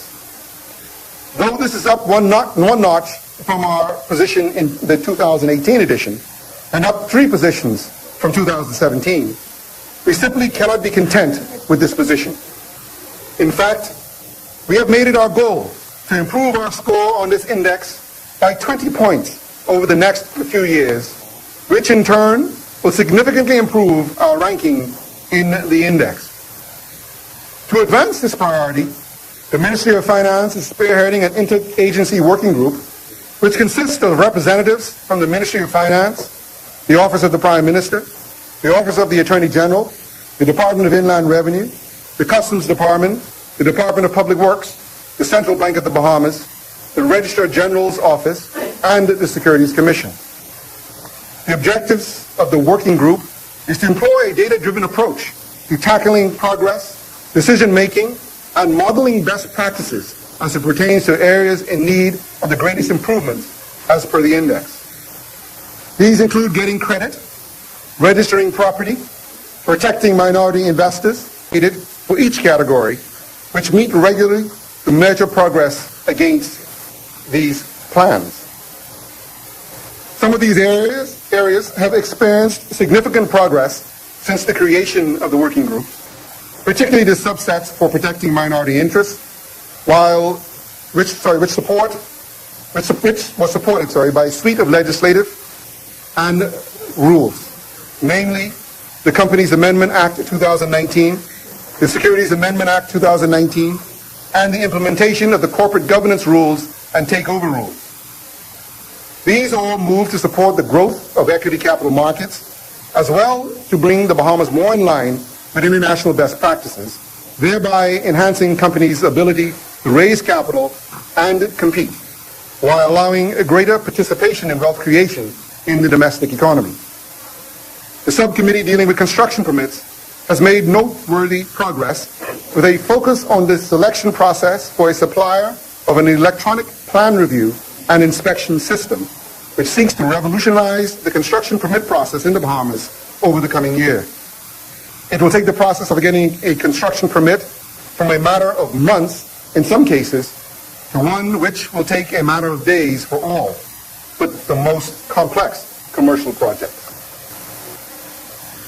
Progress in respect of some of the other categories, such as trading across borders and assessing electricity, have been somewhat slower than anticipated due to ongoing reform efforts. It is our intent to continue the development work that the working groups have undertaken. Mr. Speaker, one of the most impactful programs this year was the investment made by the government in entrepreneurs and young people through the Small Business Development Center. Earlier I mentioned that central to the economic philosophy is breaking the cycle of dependence on government, which requires us to empower our citizens and facilitate growth and expansion, particularly in the small business sector. Collectively, small businesses account for a large share of private sector employment. Their success is key to driving an expansion in the job market and economic growth, equitable, inclusive, and sustainable growth. The importance of this sector to the general health of the Bahamian economy cannot be overemphasized. When they do well, our economy does well, which is why I'm pleased to announce that approximately 13 businesses have been approved for funding that collectively total just under $1 million in grants, equity, and loans.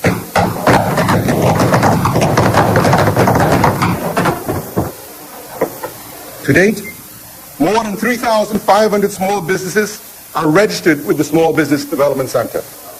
Approximately 73% of this total are startup businesses, while just over 25% of the business registered are existing entities.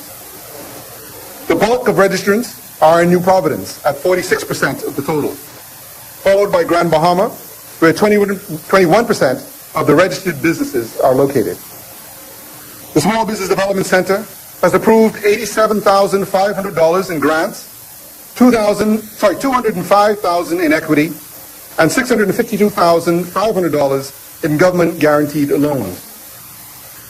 Since its official launch in September of last year, the Small Business Development Center has administered roughly $200,000 worth of training and advisement to aspiring businesses that signed up with the Development Center. This includes training, advising, and research and site visits. Mr. Speaker, I want to congratulate and read into the record the name of the first crop of entrepreneurs who assessed capital through the Small Business Development Center. They were courageous enough, passionate enough, and dedicated enough to invest in their dreams and take advantage of this opportunity and persevere. Kingsley Bridgewater, Island Breeze founder.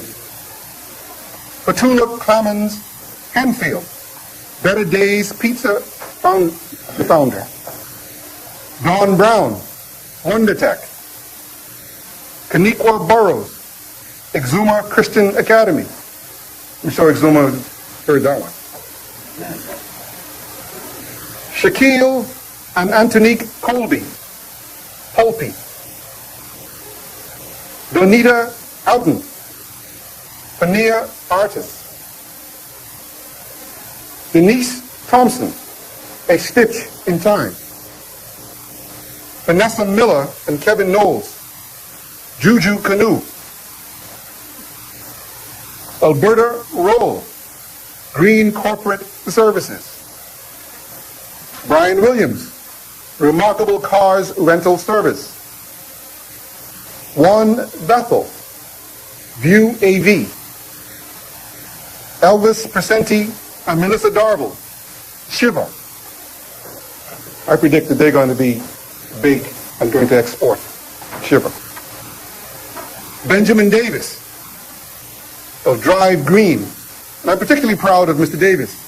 He is a University of the Bahamas student who came up with a creative idea to utilize our environment to establish a rental car agency with the electric vehicles and erecting solar charging stations so that those cars can be recharged in an environmentally sustainable way with no pressure on the grid. Fantastic way to go forward.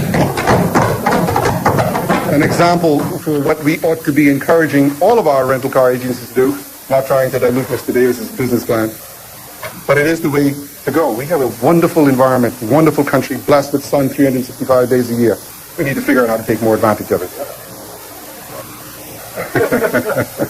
Okay, 364. These are the first, but many more will follow. It is important to note that these entrepreneurs went through the SBDC rigorous program to access capital, and no political or no politician had any hand or any say whatsoever in the outcome. I'm proud of that, Mr. Speaker.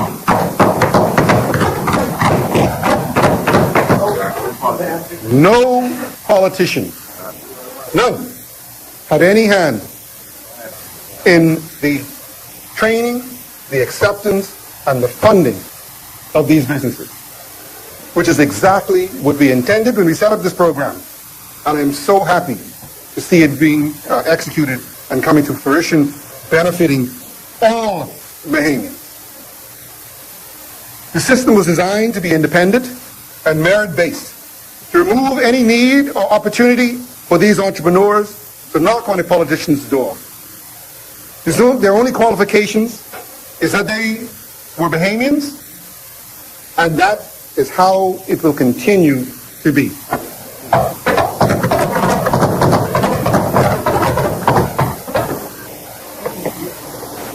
As long as the administration is in place,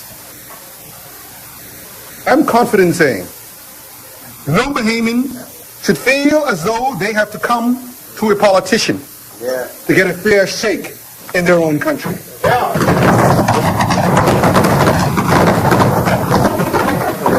The systems we put in place should work for the Bahamian people. And the Small Business Development Center is a clear example of this principle operating in practice.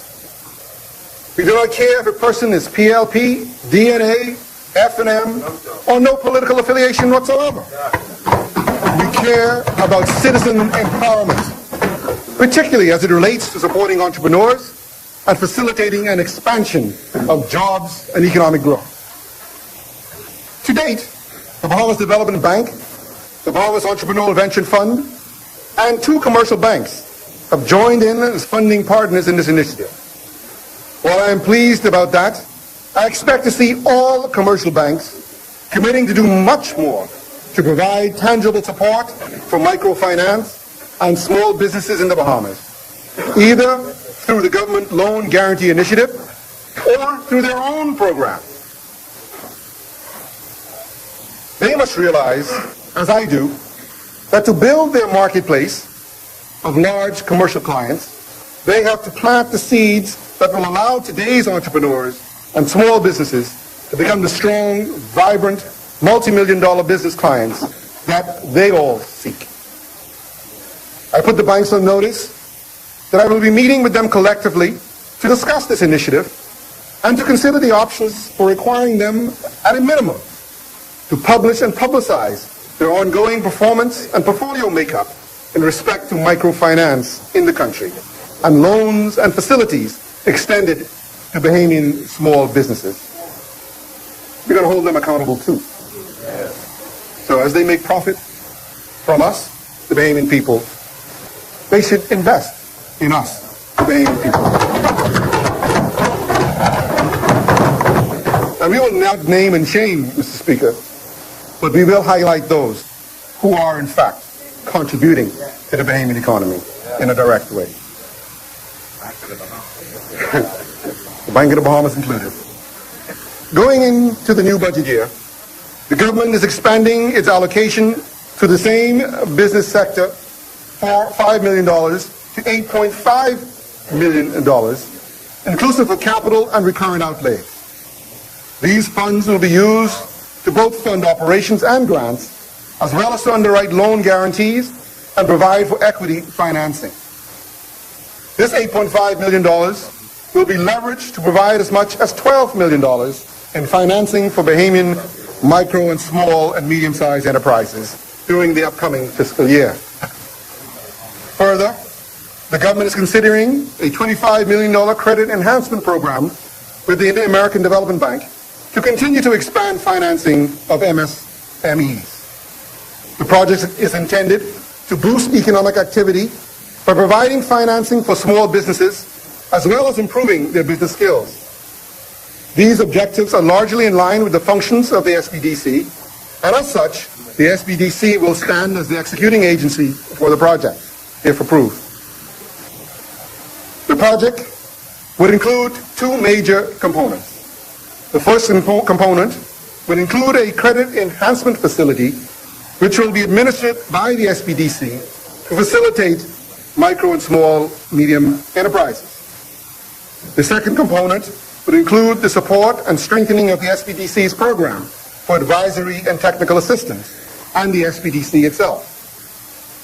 Mr. Speaker, I now turn to a summary of the fiscal performance in fiscal year 2018-19.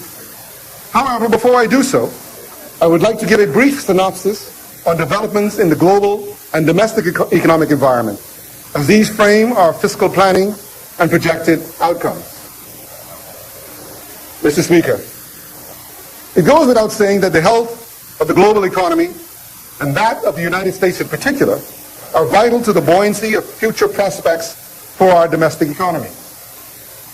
As a small and very open economy, the external environment is determinative in respect of both the strength of Bahamian exports and of tourism activity specifically, as well as inflows of foreign direct investment that underpin the expansion of the productive capacity of our economy. Accordingly, I now turn to a brief discussion of recent developments in and prospects for the world and U.S. economies. This will set a proper context for the subsequent review of recent domestic economic developments and prospects for the near term and beyond. The stark reality is that the external economic environment has deteriorated appreciably since the last budget communication. Moreover, uncertainty in respect of future developments have also increased. These realities presented particularly daunting challenges for the government as we set about developing the economic and fiscal policy framework for the 2019-20 budget. At the time of the last budget, prospects for the world economy was relatively bullish, and the forecast for the growth of the world economy was the most buoyant that it has been since the start of the decade. Indeed, in the IMF World Economic Outlook of 12 months ago, world growth was pegged at just under 4% in both 2018 and 2019.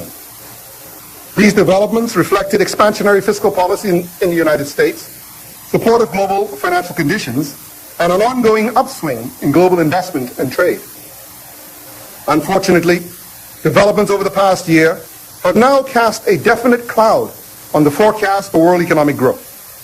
Indeed, tighter fiscal financial conditions, a softening in business confidence, increased policy uncertainty, and the ongoing trade war between the world's two largest economies have supported a significant slowdown in the pace of the global recovery in the second half of 2018, with prospects for the near term signaling a further weakening in the first half of 2019. However, global growth is expected to rebound in the latter half of this year and in 2020, due mostly to improved momentum in emerging markets and developing economies, as some economies currently experiencing microeconomic distress are poised to recover.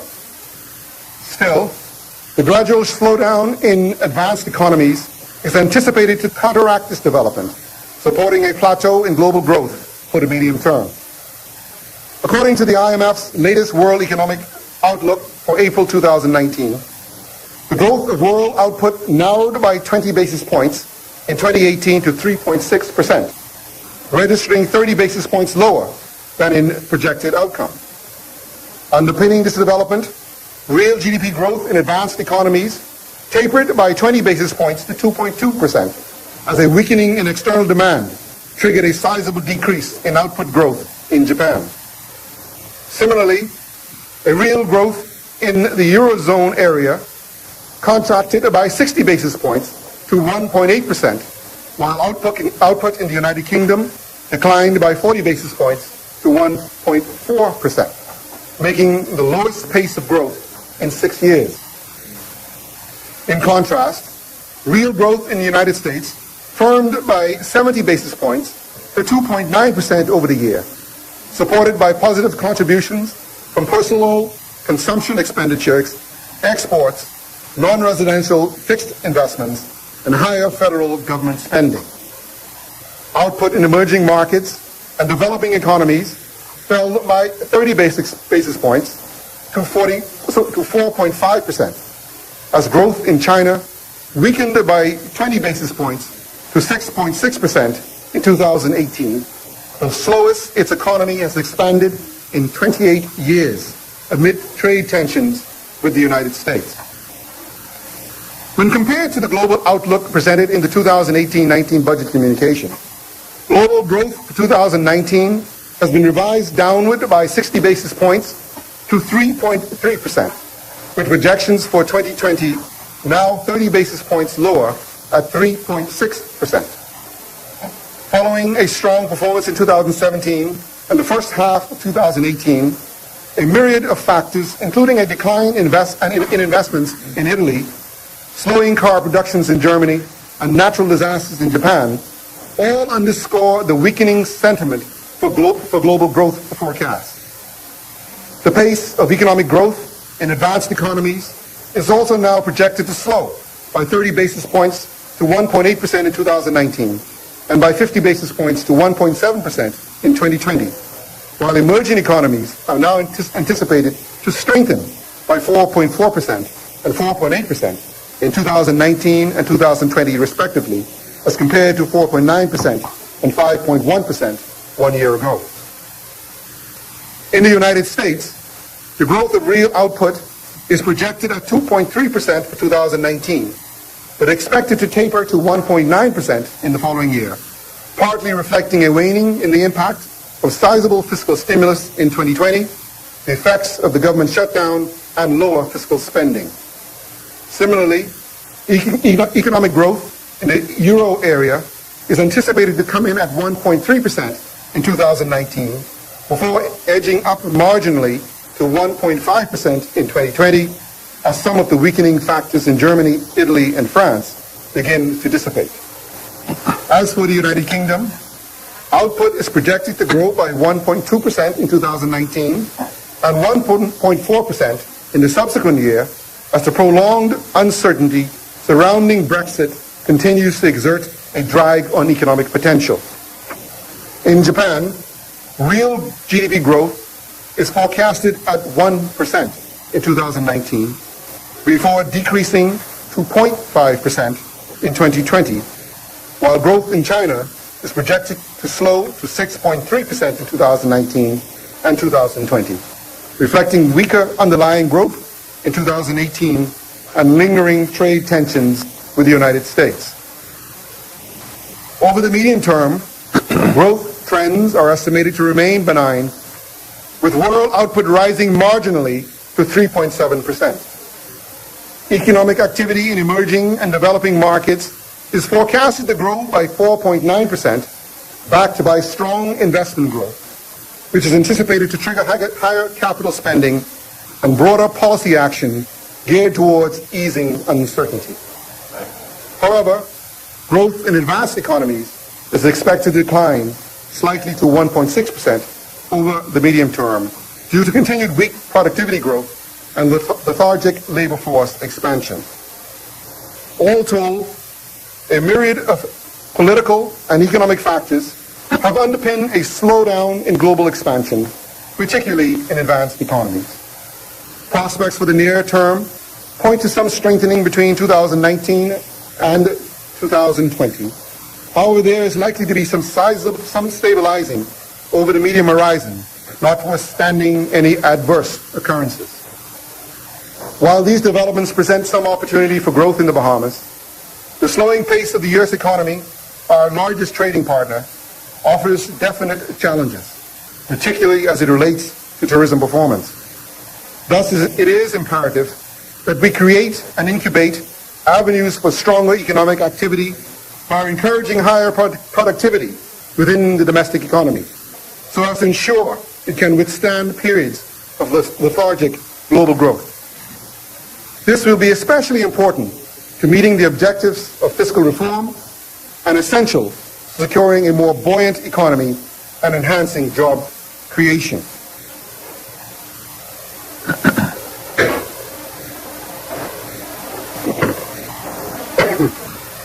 Mr. Speaker, as for recent developments in the domestic economy,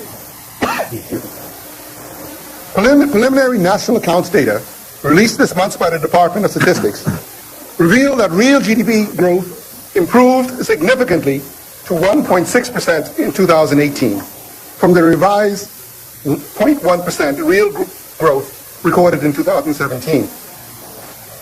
This outcome was supported primarily by more buoyant economic activity in several sectors, including real estate, wholesale and retail trade, accommodation, and food services, and financial and insurance services.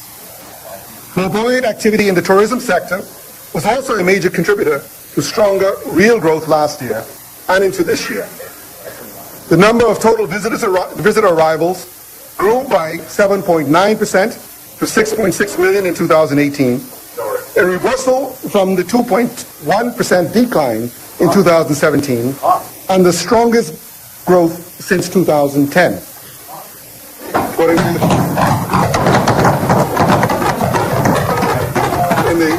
In the words of the Minister of Tourism, tourism hot, hot, hot. Corresponding with increased demand, following an expansion in room capacity in New Providence and a surge in the Family Islands, the high-value added air component increased by 16.7% to 1.6 million visitors vis-a-vis a 4.0% decline in 2017, representing the largest expansion in over a decade. In addition, the larger volume C segment grew by 5.5% to 5.1 million, a turnaround from the previous year's 1.5% contraction. Activity in the construction sector in 2018 was underpinned by several foreign investment-related projects, as well as an improvement in domestic construction activity.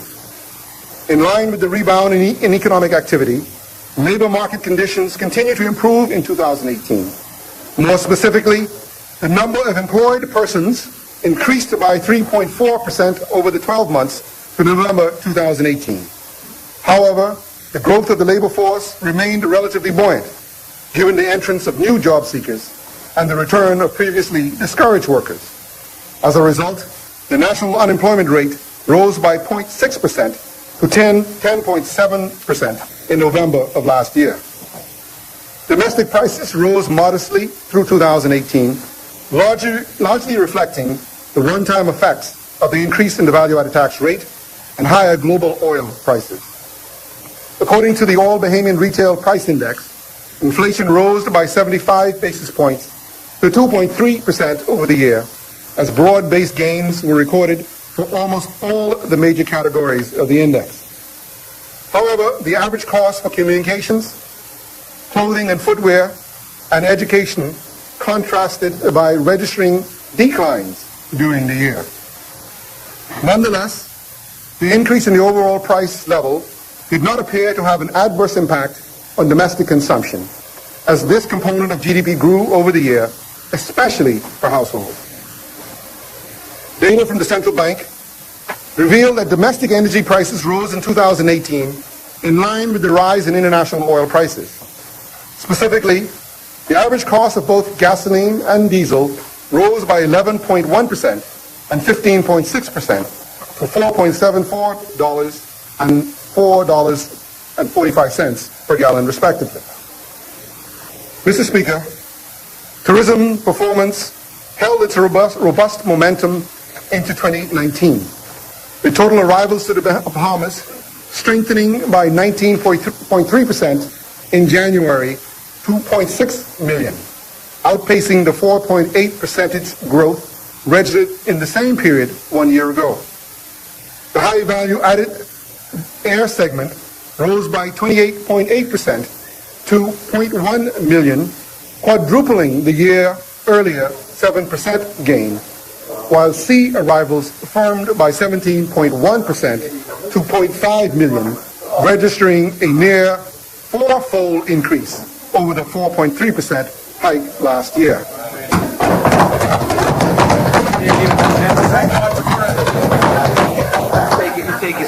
Thank God for tourism.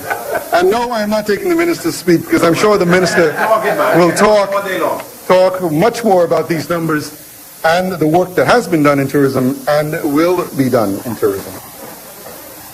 Recently approved foreign direct investment projects continue to boost employment levels and foreign currency inflows.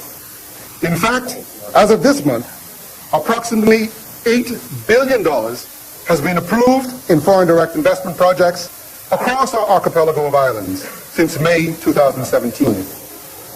Among these projects is the 1.45 million expansion to Rainbow Inn Boutique Resort in Eleuthera. The project, which is anticipated to be completed in 3 to 5 years, will create approximately 25 jobs in the construction phase and 6 operational jobs upon completion. The expansion includes the addition of 20 luxury suites and the complete rebranding of the resort at Sunset Cove. In addition, HAL Properties Limited, which was approved for an $80 million cruise pier to be constructed on Half Moon Key, as well as landside facilities. There is also the $100 million Carnival Cruise Port for East Grand Bahama, which is expected to create 1,000 jobs for locals as it helps to restore the nation's second largest economy. And I should add, entrepreneurial opportunities are also a key feature of that program. new. The Shore project that is to accompany the construction of the new port will include a 20-bed hotel, an 18-hole miniature golf course, restaurants, nightclubs, shops, among many amenities. This project is anticipated to run over 24 months.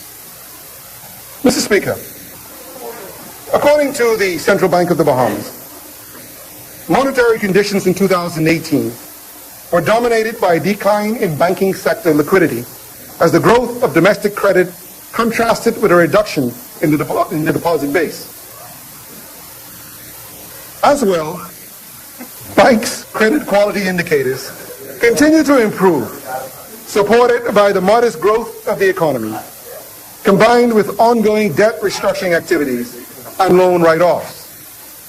External reserves declined by 15.6% to a level of $1,196 million in 2018, amid an increase in private sector foreign currency demand in the latter half of the year and sustained outflow for public sector-related transactions. Reserves at year-end still represented some 17.5 weeks of total merchandise imports, well above the international benchmark of 12 weeks. In the first quarter of 2019, both bank liquidity and external reserves expanded, attributing to the buoyant seasonal foreign currency inflow from tourism activities. At end March 2019, external reserves stood at $1,392 million, a gain of $194.9 million over the three-month period, and exceeding the $189.1 million growth experienced in the same period of the previous year. That means the economy is picking up, as foreign currency earnings are picking up. I'll explain that to you later. Credit quality indicators improved throughout the quarter as total private sector loan arrears contracted by $67.4 million and the corresponding arrears ratios declined by 1.1 percentage point to 13.2%. During the quarter, banks also increased their total provision for bad debts by 0.5% to $440.6 million. As a result, the ratio of total provisions for both arrears and non-performing loans firmed to 59.3% and 86.4% respectively. Mr. Speaker, I now turn to fiscal developments in the 2018-2019 fiscal year. Performance in the first 10 months of the fiscal year, the latest available data, mirrored a healthy, growing economy through 2018.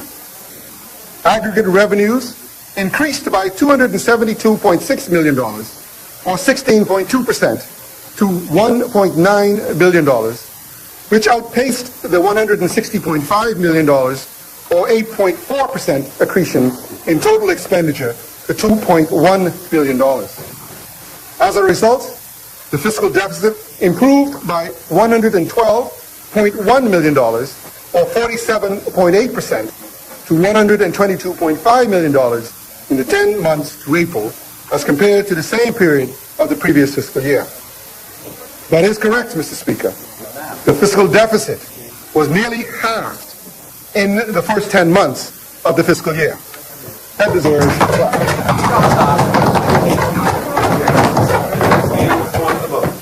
Let me say that again. We don't fudge numbers. That's why we produce a quarterly report, so you can track it. That is correct, Mr. Speaker. The fiscal deficit was nearly halved in the first 10 months of the fiscal year. Mr. Speaker, a breakdown by component revealed that the spike in total revenue was buoyed by a $245 million, or 16.1% improvement in tax revenue to $1.8 billion, as receipts from stamp taxes on financial and realty transactions more than doubled to $181.3 million, reflecting the conversion of taxation from value-added tax to stamp tax. Revenue from value-added tax grew by $123.5 million, or 21.5%, to $699.3 million, reflecting the rate increase from 7.5% to 12%. Likewise, earnings from the use of goods grew by $51.5 million, or 34.8%, to $199.3 million, while more muted gains were posted for departure taxes and taxes on property at $6.8 million and $2.8 million, respectively. In contrast, the total intake from excise taxes declined by $25.5 million, or 11.6%, to $193.7 million over the period, with revenue from customs and other import duties falling by $9.2 million, or 3.9%, to $228.7 million.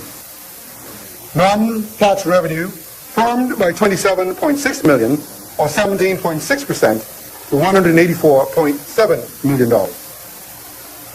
As for expenditure, recurrent spending rose by $216 million, or 12.6%, to $1.9 billion, due to a $111.2 million increase in spending on the use of goods and services, which includes arrears payments. To date, we have paid a total of $126.9 million in arrears, representing approximately 73.8% of the $172 million that we budgeted to settle during the 2018-19 budget year. In addition, spending on subsidies advanced by $54.7 million to $312.7 million, while other transfers, inclusive of social assistance benefits, grants, and payments, grew by $41.5 million to $235.5 million. For its part, spending on the compensation of employees tapered by $28.9 million, or 4.8%, to $576.9 million, reflecting more precise budgeting as opposed to a decrease in total headcount. To elaborate, in the fiscal year 2017-2018, $790.4 million was budgeted for employee compensation, though only $737.5 million was spent, representing 93.3% of the budgeted amount. At the 10-month mark last year, only 76.6%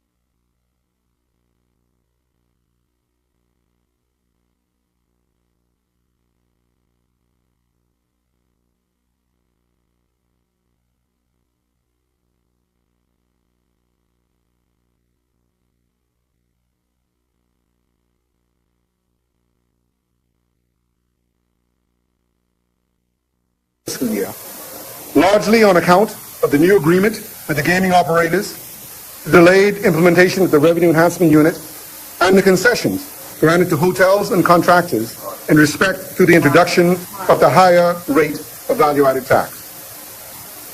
On the expenditure front, total outlays are projected to equal approximately $2.6 billion, which is also some 9%, or $259.1 million, below the amount initially budgeted for the year. Of this total, approximately $172.3 million is anticipated to be settled in respect of arrears in line with the budget projections. Based on these developments, Mr. Speaker, we therefore anticipate that the fiscal deficit to total some $229 million in 2018-19, representing 1.8% of GDP, that will be broadly in line with the $237.6 billion deficit projected in the last budget. That is historical. Mr. Speaker.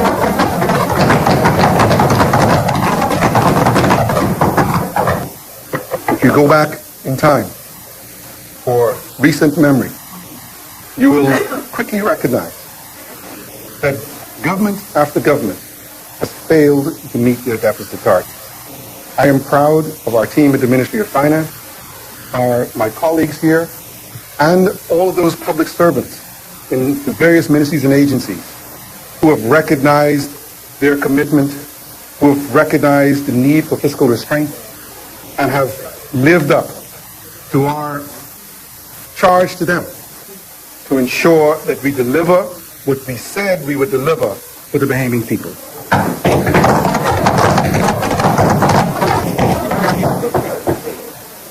These developments clearly signal that this government is focused on more than merely talking about our plans to govern this country in the right manner, but also on action. Bringing our plans to fruition and realizing the goals that we set forth for fiscal reform are critical priorities for us, as they underpin and in time will incubate our broader economic objectives of inclusive growth, a sustainable and resilient economy, and increased productivity. The outcome is a sustainable improvement in the well-being of all Bahamian citizens. Mr. Speaker, the increasing disparity between the needs of our nation and the resources available to meet those obligations make revenue enhancement imperative to meeting the objectives of the government. While we have demonstrated great discipline and expenditure restraint, strengthening our revenue flows from existing taxes remain a key priority of this administration as well. In strategizing over revenue efforts, we are cognizant to consider both the vulnerabilities in our country and the citizens that are most affected by those vulnerabilities, as well as necessary action that will garner the resources we require. Through striking a balance between the two can prove to be challenging at times. We are and will remain committed to putting Bahamians first as we work to better this country. In this vein, the fiscal measures in the 2019-2020 budget provide tax relief, while others are more administrative in nature. Yet, still some measures aim to enhance the environment, with the remainder intended to shore up revenue. I now turn to a thorough outline of each of these targeted measures. The full details of each measure can be found in the annex to this communication. You also put on the edge of our seat now.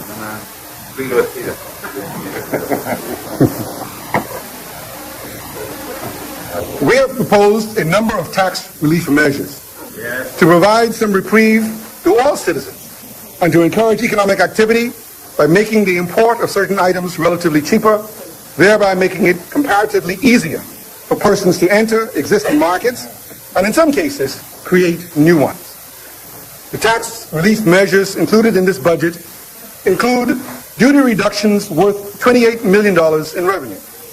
In an effort to rebalance the tax burden between the provision of goods and services and reduce the attendant distortionary impacts, we are beginning to make good on our commitment to reduce duty and excise rates over the next 3 years. To that end, we will at this time adjust the duty on selected frequently imported items. Generally, the focus of these reductions is around educational supplies and equipment and household implements and goods. These include home refrigerators of 18 cubic feet or smaller, which will become duty-free, home stoves that are 30-inch wider or smaller, duty-free, garbage can liners from 45% to 25%, fire extinguishers from 45% to free, flashlights from 45% to 25%, pens from 10% to free, pencils from 10% to free, crayons from 10% to free, sharpeners from 10% to free, school rulers from 10% to free, chart paper from 20% to free, projectors from 45% to 35%, Projector screens from 45% to 35%. Radios from 45% to 35%. Pots and pans from 45% to 25%. And all household furniture from 45% to 25%.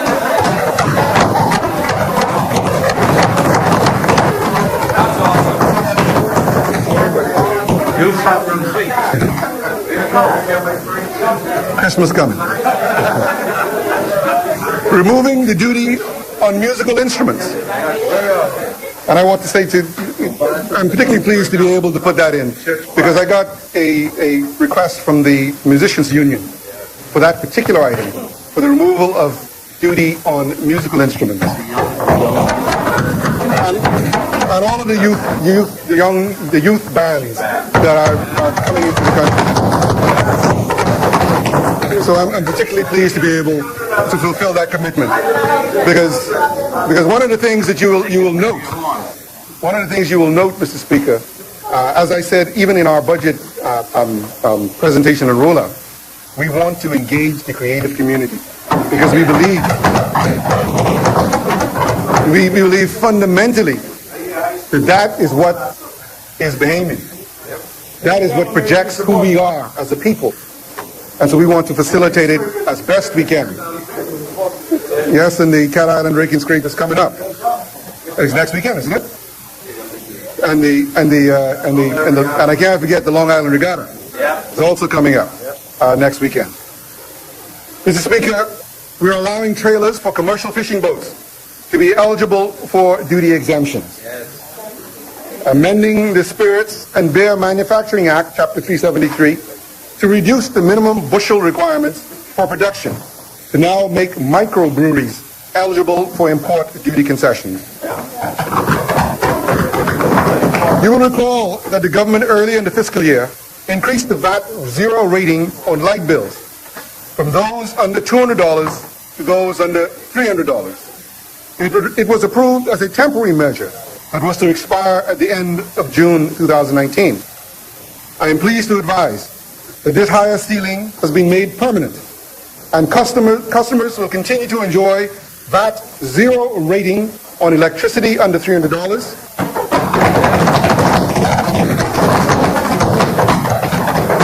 water bills under $50 per billing cycle will also continue to enjoy VAT zero rating. I can also announce today, Mr. Speaker, that as of March of this year, over 23,500 households have benefited from this elimination of VAT from their utility bills. 1/4 of all households. So, Mr. Speaker, when they say we haven't done anything for the poor, and when they talk about value-added tax being added on the backs of the poor and the marginalized, tell them, 23,500 households benefit directly in their pocket from the elimination of value-added tax on their utility bills. And that includes residents in Engliston, in Central and South Andros, in Exuma and Ragged Island, and Cat Island, Rumpke, and San Salvador, as it does in East Grand Bahamas. That's money. They talk about money in your pocket, or money on the ground. That's money on the ground. Mr. Speaker, to advance our commitment to environmental sustainability, we have tailored several measures in the 2019-20 budget, which are aimed to not only protect the environment, but also to increase environmental awareness across all islands. In addition, the measures aimed at environmental purposes are in line with the government's planned ban on plastics by January 2020. I'm sure the Environment Minister is ecstatic, as I'm sure the environmental community is. Mr. Speaker, these measures include reducing the duty on new vehicles between 1.5 liters or 1,500 cc and 2.0 liters 2,000 cc, valued at $50,000 or less, from 65% to 45%. In this context, only cars with less than 200 miles on the odometer will be considered new. Just make 200 miles. This means you can drive it from Orlando down to Miami and it's still new. This makes smaller, more fuel-efficient vehicles more affordable. Harmonizing the rates on all new electric and hybrid vehicles valued up to $50,000 to 10%. It should be noted here that this measure will have a sunset clause of 5 years, after which this special revision will revert closer to the rates for other smaller vehicles. So I want to say that again. We're harmonizing the rates on all new electric and hybrid vehicles valued up to $50,000 to 10%. It should be noted here that this measure will have a sunset clause of 5 years, after which this special revision will revert closer to the rates for all small vehicles. Increasing the duty on biodegradable and compostable plastic shopping bags from 5% to 45%. But at the same time, reducing the duty on reusable cloth shopping bags from 30% to 5%.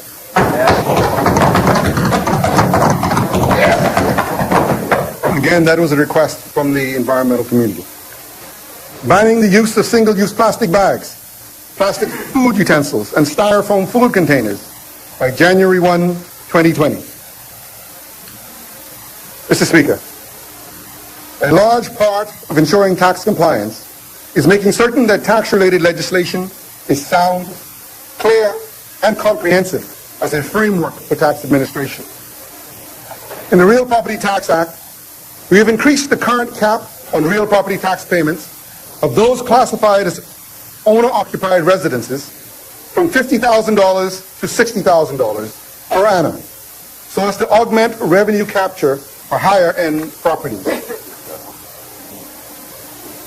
In addition, we'll amend the Stamp Tax Act and the value-added tax accordingly to reflect that realty transactions will now attract VAT as opposed to stamp tax, will be reverting, albeit at the same 2.5% and 10% rates currently attracted for real estate transactions.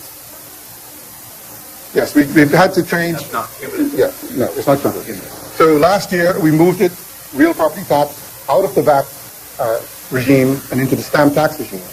Because of international development, we've had to move it now back to real property tax.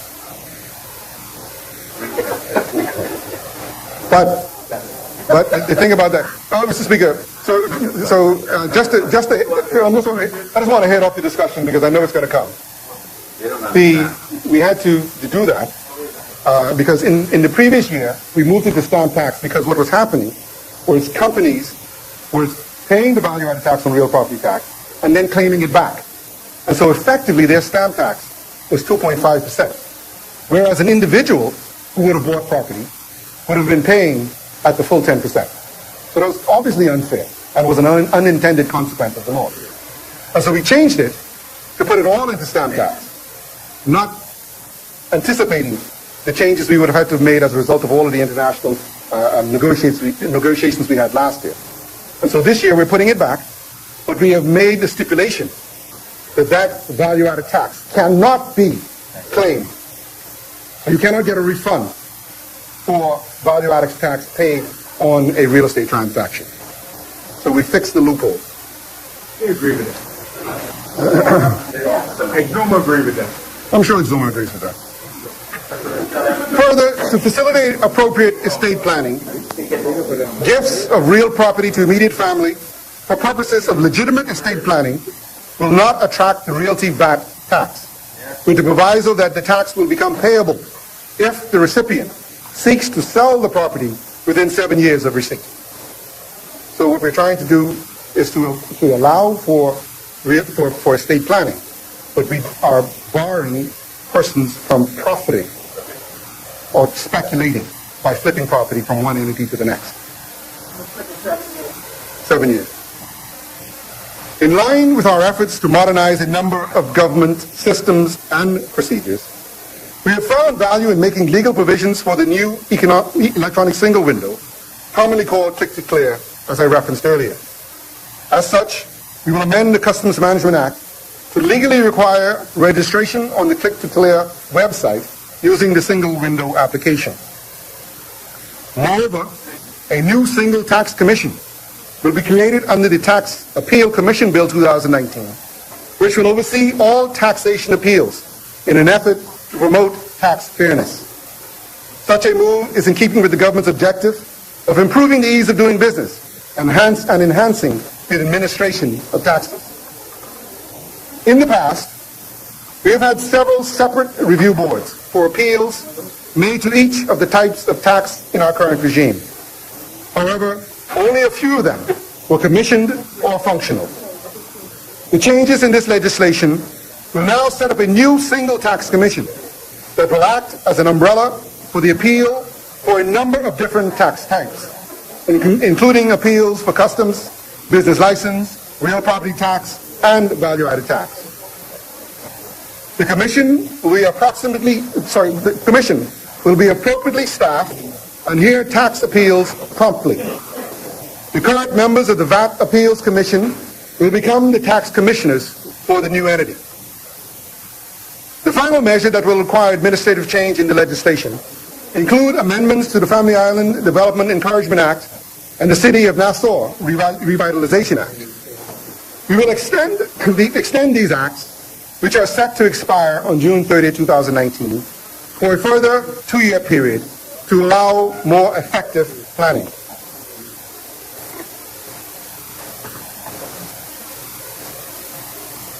Mr. Speaker, I will now turn to a summary of some of the measures we have taken that are administrative in nature and will also help to increase the government's revenue intake in due course. The recent growth in the vacation home rental market has attracted the government's attention for several reasons. Understandably, the preferred type of accommodation for tourists globally has taken a turn from hotels to short-term rentals. For the most part, these rentals are facilitated using a marketplace such as Airbnb, HomeAway, or VRBO, amongst others. We are pleased to see the market growing in this way, as it presents opportunities for ordinary Bahamians to create a new stream of income while adding capacity to our number one industry. We are, however, mindful of the uneven playing field that this has created concerning hotels, and have moved to level the playing field.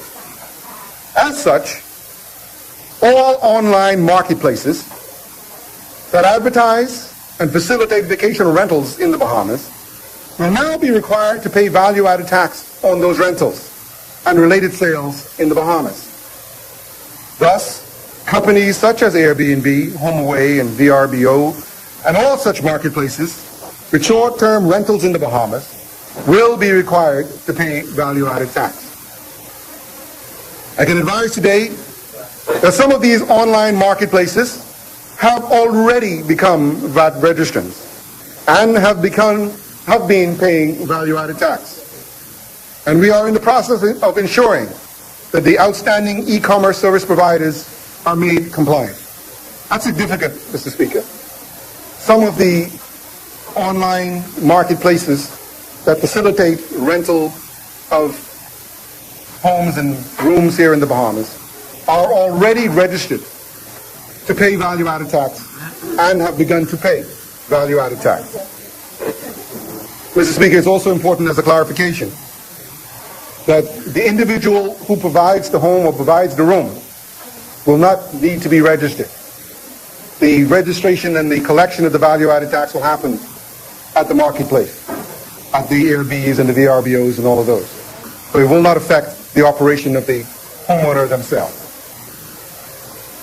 Currently, the Value-Added Tax Act 2014 states that all e-commerce provided for the use, benefit, or advantage of persons within the Bahamas are a taxable supply, even if the providing company is domiciled outside of the Bahamas. This therefore captures all electronic service providers domiciled outside of the Bahamas that provide services to persons within the Bahamas, such as those, but not limited to Airbnb, HomeAway, and VRBO, etc.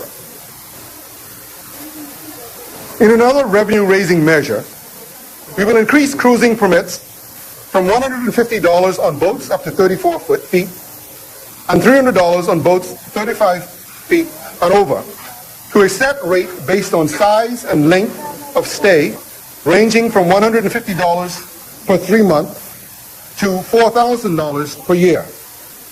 These rates will become effective January 1, 2020, so as to allow a transition period for the boating industry. So the rate increases for the boats and cruising permits will not come into effect until January 1st, 2020, to allow for proper notice and education and for participants to change their literature.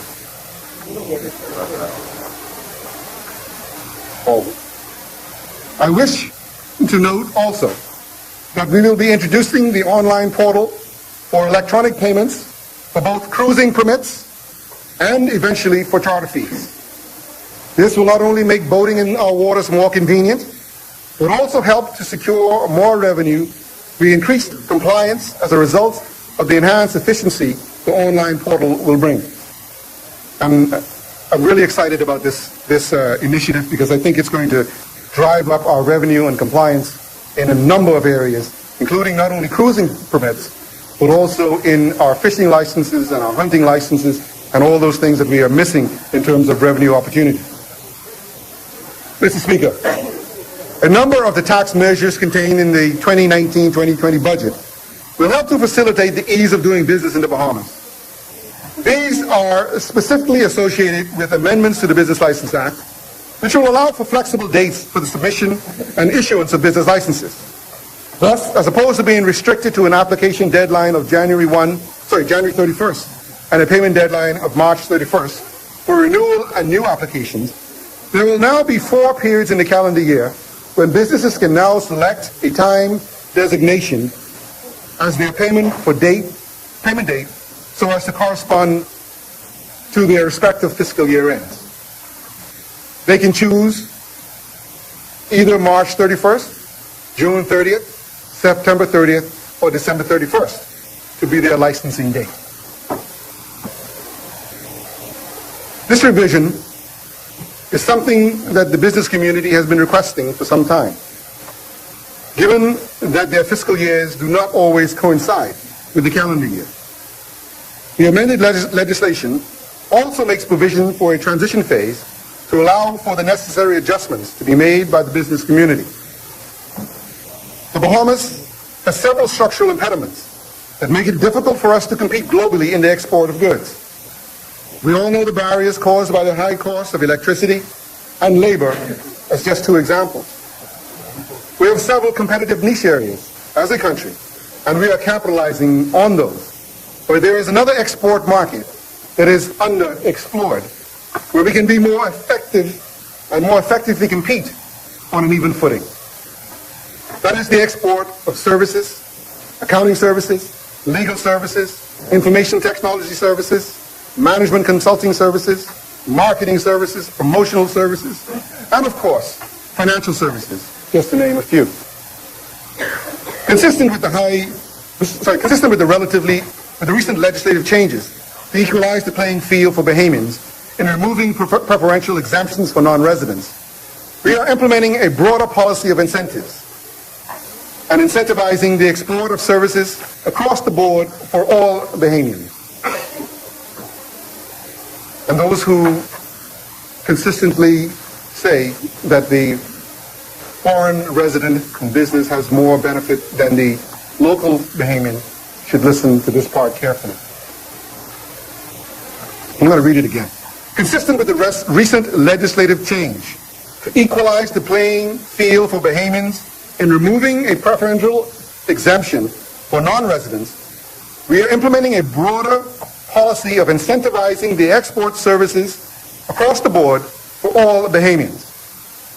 Revenues derived from these services will not be taxed for business license purposes or value-added tax, which makes it easier for Bahamians to compete on a global scale. So if you're doing services, export services, providing services to some other country or some other jurisdiction, or for your clients outside the Bahamas, you will not have to include that revenue for business license tax calculation purposes or for value-added tax calculation purposes. A benefit that was given to foreign non-resident economic citizens or residents that was not available to Bahamians. Pardon? Pardon? I don't know what you're talking about. Again, misguided again. Anyway, Mr. Speaker, in this digital economy, export services are growing rapidly, and we do not want Bahamians to be constrained within our territorial borders. In fact, we want to incentivize them to build clientele on the international market, taking advantage of all of the business opportunities that can be delivered through a mobile device or on a computer. As Bahamians increase their skill sets and expand their reach, there will be increasing opportunities to participate in the service export economy. In the past 50 years, we have approached regulation from the standpoint of whether an individual or entity was resident or non-resident for economic purposes. This legal framework of privileges and benefits to non-residents we inherited served its purpose to encourage the inflow of foreign exchange. However, today, this does not work. We are adopting a new approach that brings fairness to the system. We are adopting a new way that positively shifts the overall value proposition of the Bahamas. Moving forward, it does not matter who you are or where you reside. Taxes are due on all business activities where the benefits are derived inside the Bahamas. And in order to encourage the export of services, the government is excluding revenue derived from export services from business licenses consistent with the existing rules for value-added tax. This will apply equally whether an individual or an entity is resident or non-resident. So, again, as we're doing with the online vacation home rentals, who are established overseas and providing benefit in the Bahamas, because the benefit is happening in the Bahamas, they're now subject to taxation. For our export, for our service providers who are operating in the Bahamas, but the benefit of the service is external, we are excluding them from tax. And I'll just break on that point again. Chair recognizes the honourable member for Bamboo Town. Mr. Speaker, as we're going to go beyond the 1 o'clock hour, Mr. Speaker, I beg leave to move the following resolution. Resolve that the business of this House do continue beyond 1 p.m. today. Speaker, I second that. Honourable members, it has been moved and seconded that the following resolution be agreed. I had termites already, I'm good. Resolved that the business of this House do continue beyond the 1 p.m. hour. As many as are in favor will remain seated. Those who oppose will stand. The business of this House will continue beyond the 1 p.m. hour. The Chair recognizes the honourable member for East Grand Bahama. Thank you, Mr. Speaker. As I said to my colleagues, I've eaten already. I had termites, so I'm good to go. I got all the protein I need. Mr. Speaker, these amendments to the existing Business License Act are exemplary of our commitment to fostering opportunities for Bahamians. In particular, the fact that businesses or individuals who provide services abroad would not be taxed for business license or VAT purposes acts as an incentive for persons to create businesses centered on those export services, as well as removes some barriers associated with our current export industry. In an age where technology is consistently advancing and new markets are steadily emerging, it is more important now than ever to ensure that our legislative and tax environment are accommodative yet robust and aligned with best practices in the regulatory space. As mentioned earlier, the amendment served to create a new approach to how government revenues are derived from the financial sector. We are confident that we have shaped an enabling regime that permits the country to remain competitive in the provision of financial services, even while removing the preferential exemptions that were previously given to non-resident international business companies. In an effort to alleviate the notion of ring fencing, all banks, I encourage the opposition to listen again because this is kind of groundbreaking. In an effort to alleviate the notion of ring fencing, all banks, regardless of whether they are domestic or classified as international today, all banks, including domestic and what used to be offshore banks, will no longer be subject to business license fees. Instead, moving forward, all banks will be subject to supervisory fees and charges. Those with Bahamian dollar liabilities of over $100 million will incur a domestically, systemically important institutional DSI levy of 0.3% per annum on the leviable amount, which will be payable to the Central Bank of the Bahamas. I want to note here, however, that this new arrangement will not mean that domestic and international banks are now paying less in taxes because they're no longer subject to business license. In fact, the opposite is true. The new structure will actually result in a marginal increase in the amount raised from these fees. What is changing is the administrative process in the collection of these fees, in that the central bank will collect and then deduct its cost of regulation, as well as those on behalf of the Securities Commission, the Compliance Commission, the Insurance Commission, and the Financial Intelligence Unit, and remit the excess to the government. This will obviate the need for the government to provide direct subventions to these entities. It is important for me to repeat so as to be absolutely clear. This regime will not in any way mean a reduction in the government's revenue derived from the financial sector of the Bahamian economy. It is important for me to repeat so to be absolutely clear. This regime will not in any way mean a reduction in the government revenue derived from the financial sector of the Bahamian economy, the financial services sector of the Bahamian economy. So we're changing the licensing or the fee regime of the financial services industry, both for domestic banks or quote-unquote domestic banks and offshore banks. We're leveling the playing field. Yes. We're doing the same for internal versus external insurers. We're doing the same with respect to international business companies and domestic business companies. And we're doing that by recognizing that depending upon the activity that these institutions engage in, they pose less or more risk to the Bahamas financial system. And the central bank regulatory costs and the other regulatory agencies, their cost necessarily increases as a result of more exposure within the jurisdiction, and the fees reflect that. So we expect that there will be marginal changes in the revenue derived from these sectors. But we've removed the ring fencing. We've removed the preference that had been given to foreign-owned companies versus Bahamian-owned companies. The government is also reforming the calculation for annual supervision levies and other fees.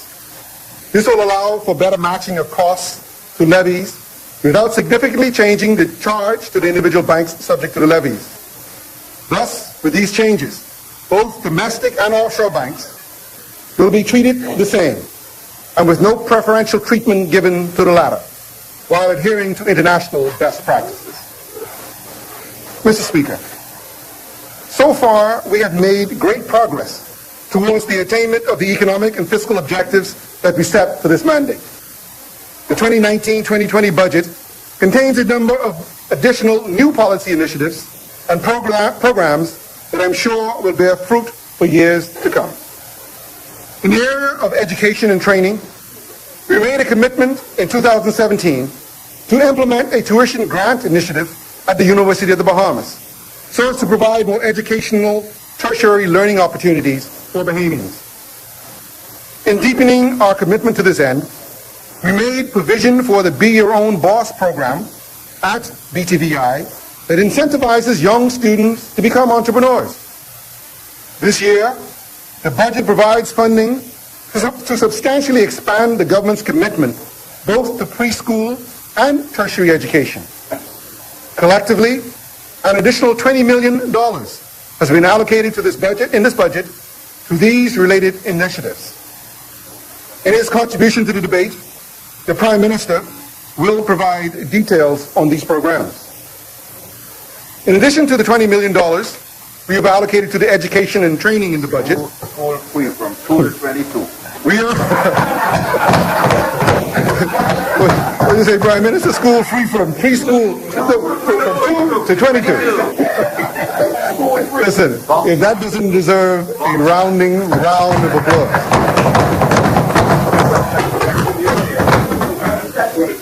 In addition to the $20 million we've allocated to education and training in the budget, we are commencing the first phase of a $9.3 million project to enhance BTV. We are a party that delivers, South Andres. We deliver. Even in Mangrove Key. Even in Mangrove Key and South Andres. In addition, in fact, some say we deliver more for South Andres than the last many administrations under the other government. But anyway. Columbus got recognized. Columbus got lost now?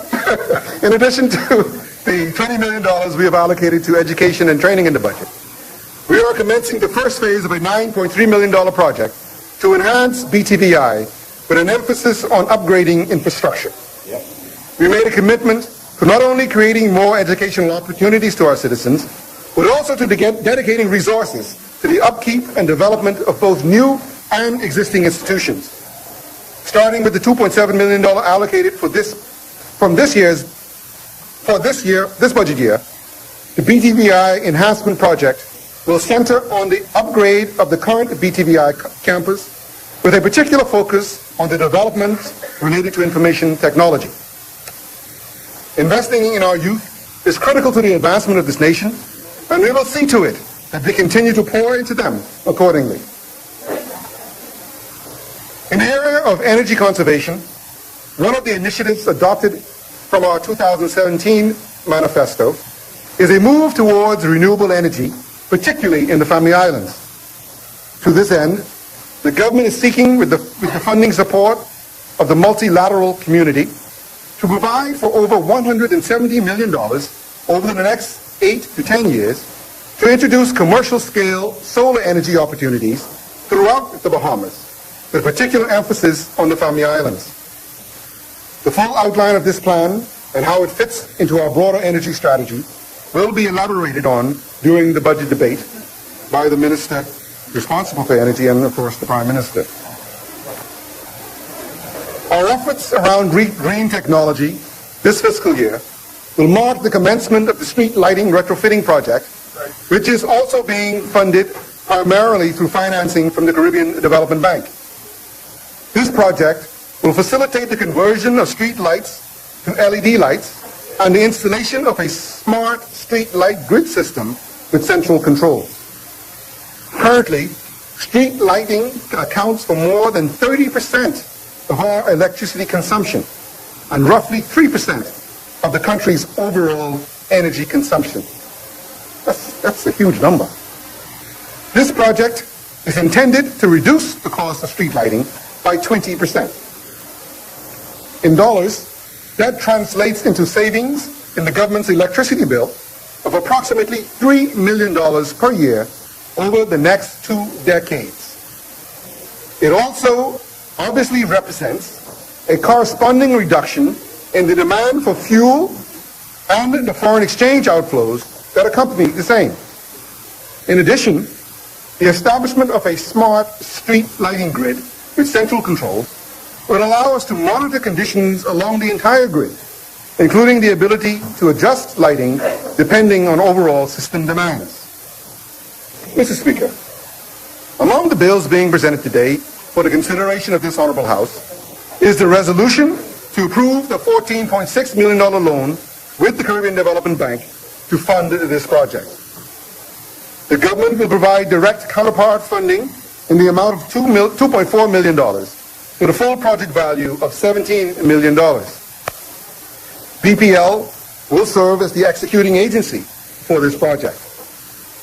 Mr. Speaker, the House will note that this budget also makes provision for the new expanded Department of Transformation and Digitization under Head 73 from what was formerly the Department of Information Technology.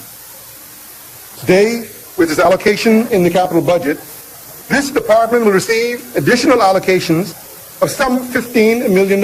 Some of this incremental increase is due to the fact that IT-related support services are being consolidated under this agency.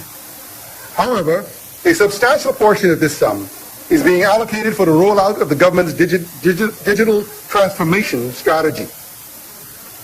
Within the coming fiscal year, the initial rollout of this strategy promises substantial improvements for things like passport renewals, driver's license renewals, and verification of personal and company information from the Registrar General's Department. These initial steps will have a profoundly positive impact on the lives of citizens. It will remove so much of the unnecessary stress and aggravation that citizens have suffered for years, but for which no solution were ever implemented. But it falls to this administration to do something about it, and we shall. We will fix it. More will be said about the plans for a digitization project throughout the budget debate. Negotiations for our accession to the WTO continued throughout the fiscal year, generating, as it should, quite a bit of interest on how it will impact our economy. In short, I will reiterate here that this government is committed first to Bahamian citizens and ensuring that in every decision that we make, their best interests are considered in a way that is economically consistent with our objectives.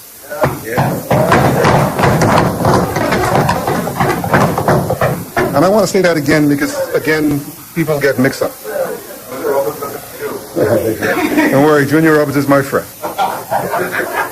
In short, I will reiterate here that this government is committed first to Bahamian citizens and ensuring that in every decision we make,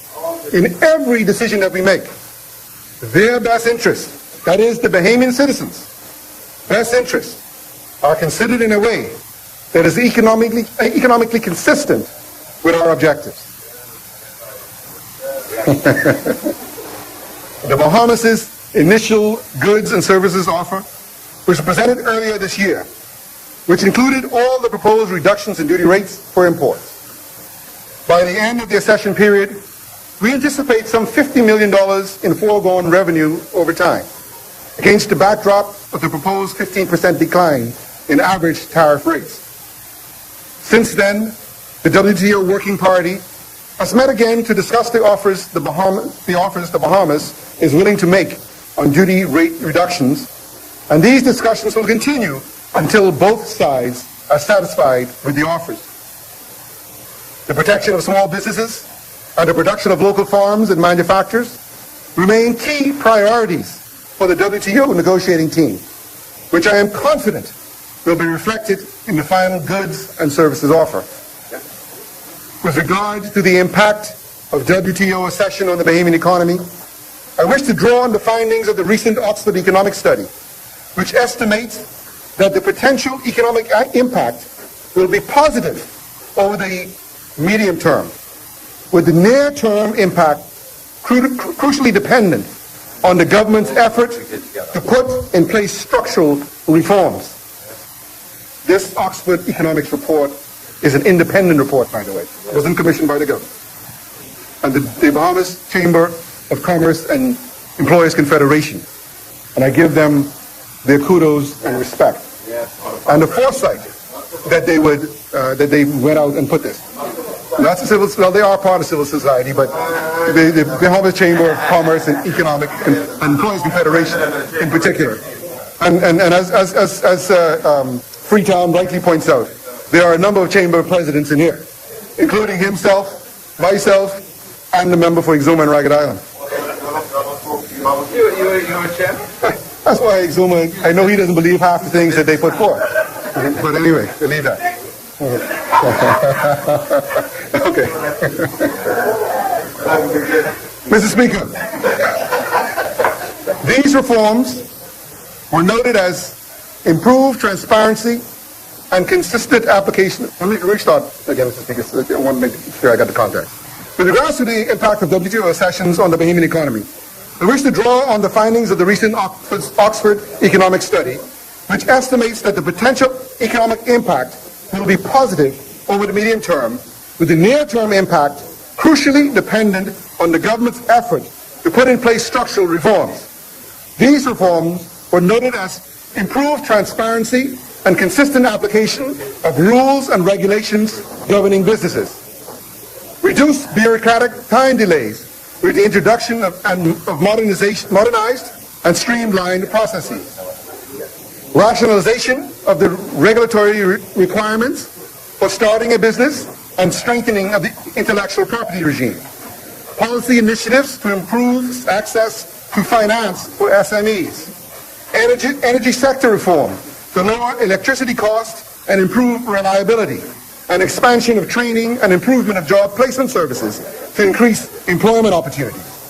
Mr. Speaker, most, if not all, of these reforms are addressed in the policy initiatives set out in the Free National Movement's 2017 manifesto, many of which we have already begun to implement. For example, as has been mentioned already, we developed and implemented the Small Business Development Center to aid small and medium-sized businesses in acquiring capital and developing them for success. We have streamlined a number of processes associated with starting a business and complying with other business requirements. And we are well on our way to rolling out our solar initiatives in our push for energy reform. Thus, our broader policy objectives are in line with the reforms that are outlined as necessary to secure a positive impact in both the near and long term, which we will continue to advance. Mr. Speaker, investment in public infrastructure acts not only as a vehicle for job creation, but also as a catalyst for economic growth. In this vein, we have made capital spending a key priority. Essential to the future for infrastructure projects in the Bahamas is the use of public-private partnerships, for which a policy was drafted in the latter part of last year to set the framework in which these ventures should be set. These investments are likely to include airports, particularly in the Family Islands, schools, government buildings, among other projects that underpin increased productivity and stronger growth. The only way that we will effectively address the infrastructure deficit in the country will be to mobilize private sector resources and expertise in the provision of public infrastructure, as many other jurisdictions are now doing with great success.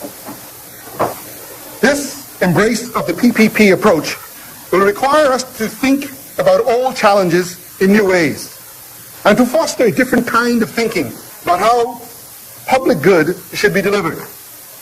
We must obviously ensure that we create scenarios with a private partner and the Bahamian public both benefit, both at the same time. And we cannot have a knee-jerk negative reaction to anything that represents a departure from the old ways of doing things. We must ask, how can we create public-private partnerships for constructing new roads or highways? How can there be a PPP for a school or a hospital? How can private operators do car licensing or visit vehicle inspections? Can we use Bahamian entrepreneurs to deliver social services? Until we challenge our conventional thinking, we will not be able to unleash our full communal energies and talents to overcome some of our most daunting administrative and infrastructure challenges. The key being that the projects must be beneficial, mutually beneficial, to both the private-public partner as well as to the public at large. And we've seen some projects, Mr. Speaker, where there has been abuse on one side. Leave that. Mr. Speaker, in assessing revenue compliance and strengthening tax administration, it is particularly pertinent to evaluate the role that concessions play and their impact on the tax gap. Under its trade sector facility with the IDB, the Ministry of Finance has contracted a consultant to review the current concessionary regime in the Bahamas to provide input on how these concessions impact economic growth and how this translates into our fiscal policy needs, given the requirements of our fiscal responsibility legislation. This engagement began in January of this year and is still in the information gathering stage. However, when contemplating policy action, it is imperative to consider the impact foreign direct investments have on the domestic economy, not just for tourism, but in the monetary sector as well, and how changes in our current concessionary regime may affect that. Nonetheless, while this administration is not opposed to the concept of concessions to drive and foster positive investments in the Bahamas, we must undertake the proper study and analysis to ensure that the concessionary regime is fit for purpose and that it actually drives the right kinds of investment. We must measure the tenor and scope of these concessions, their investment impact, so that we are not simply giving away freebies that add no value to the Bahamas and to its citizens.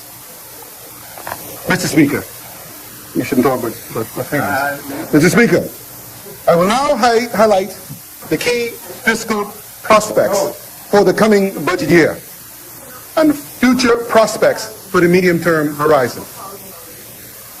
Our estimates for the 2019-2020 budget are framed within the projected outcome of the 2018-2019 fiscal year and the current and projected economic climate. Although the economy is expanding, the reality is that a recovery is not occurring at the pace previously projected, against the backdrop of a number of global factors. We are fully sensitive to the fact that a further improvement in our fiscal outcomes and the attainment of the legally binding fiscal objectives is contingent on both ongoing expenditure discipline and the further enhancement of revenue. On the revenue front, we note that the revenue yield of our taxation system amounted to some 18.8% of GDP in 2018-2019. A number of factors are expected to contribute to a further enhancement of that yield in 2019-2020 and beyond.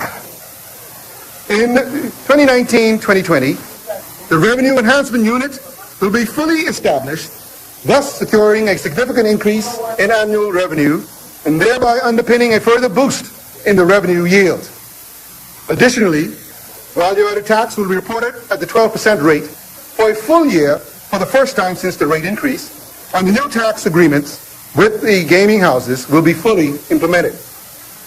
As such, we expect to secure higher receipts for the government accordingly. Moreover, the new electronic single window at the Customs Department, with its enhanced features, is intended to secure more revenue via the click-to-clear platform, some of which will be realized in the upcoming fiscal year. All told, this should translate into an increase in the revenue yield of the tax system to the area of 19.8% of GDP in 2019-2020 and beyond. As such, we have budgeted for total revenue of $2.628 billion in 2019-2020, which represents a $215 million increase over the projected outturn in 2018-2019. Revenue expenditure is budgeted at $2.530 billion, equating to some 19% of GDP.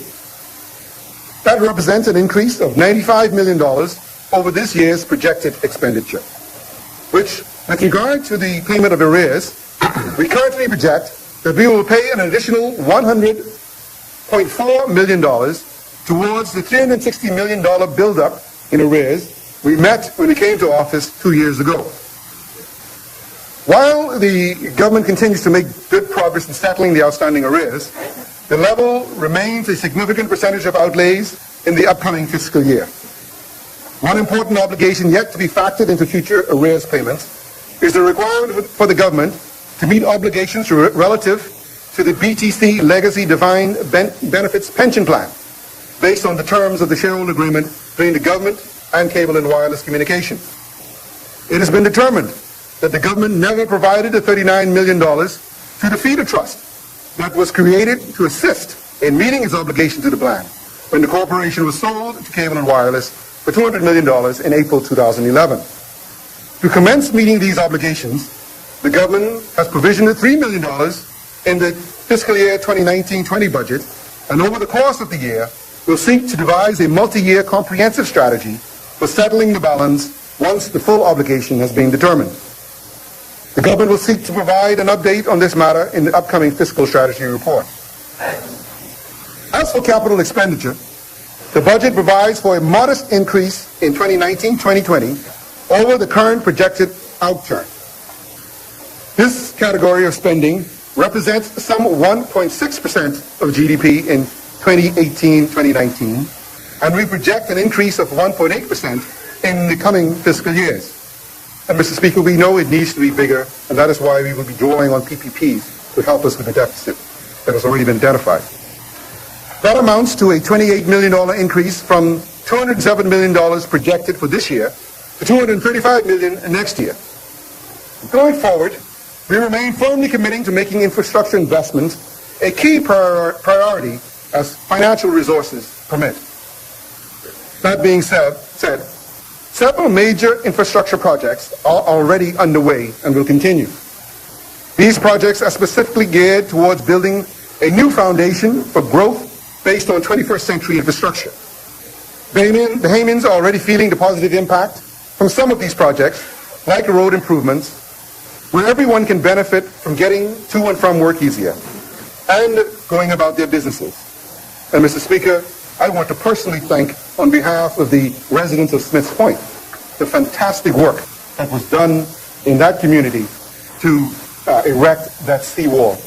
Residents and visitors and businesses in that community brag about the quality of that work that was done there and what it means to the economic revitalization of Smiths Point. And so I thank the Minister of Works, I thank the Prime Minister and the government for what they did.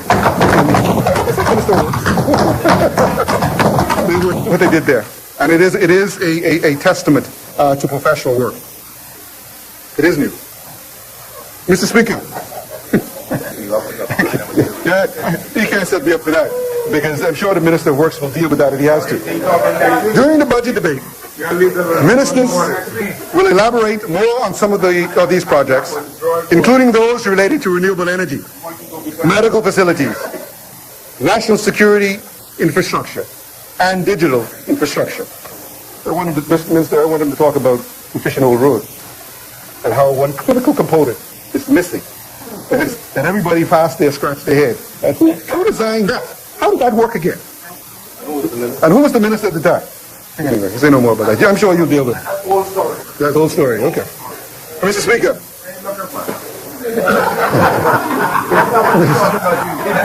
Mr. Speaker, during the budget debate, ministers will elaborate more on some of these projects, including those related to renewable energy, medical facilities, national security infrastructure, and digital infrastructure. That said, the GFS deficit in 2019-2020 is estimated at $137 million, which translates to a deficit to GDP ratio of 1%. Such an outcome is fully compliant with the requirements of the Fiscal Responsibility Act.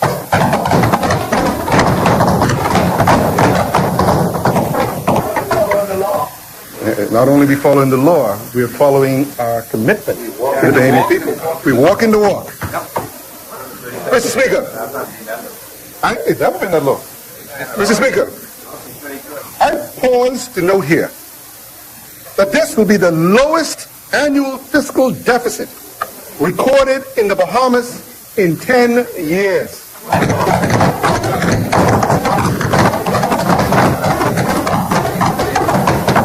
Also, Mr. Speaker, our 1% deficit to GDP ratio target will mean the lowest fiscal deficit ratio in this country in over 17 years.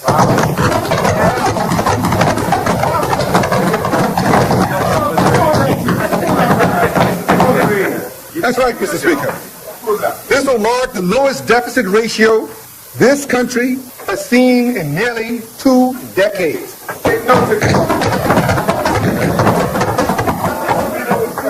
For the fiscal year beyond 2019-20, the budget projection postulates that the revenue yield will be maintained at its 2019-20 level.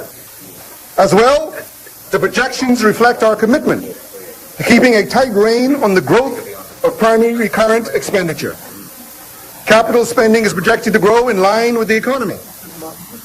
With these planning assumptions, the deficit is projected at a level of 0.5% of GDP in 2020 and 2021, and 0.1% of GDP in 2021-2022. And these estimates are fully in line with the requirements of the Fiscal Responsibility Act and with our 3-year consolidation plan that we presented last year. In other words, Bahamas, we outlined the plan last year. We've been faithful to the plan this year, and we will continue to be faithful and keep our word with respect to the commitments that we've made from you or to you when we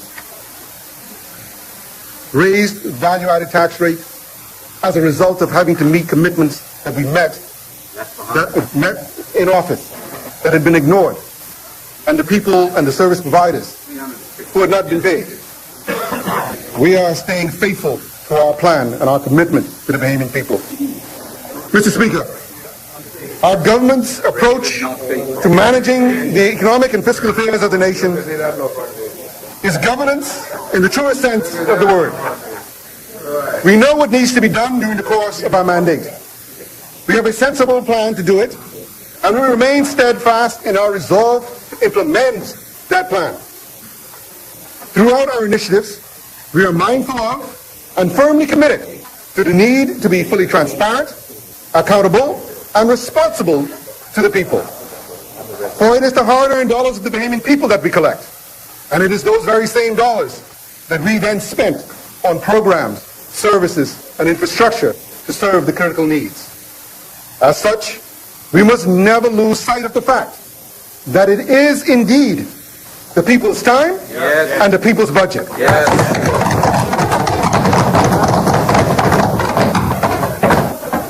Last year, we introduced and enacted fiscal legislation that will shape the fiscal boundaries of this nation for years and years to come.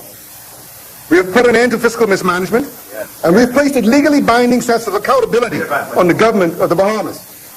We have set rules, Mr. Speaker, rules that are prudent, responsible, and forward-looking.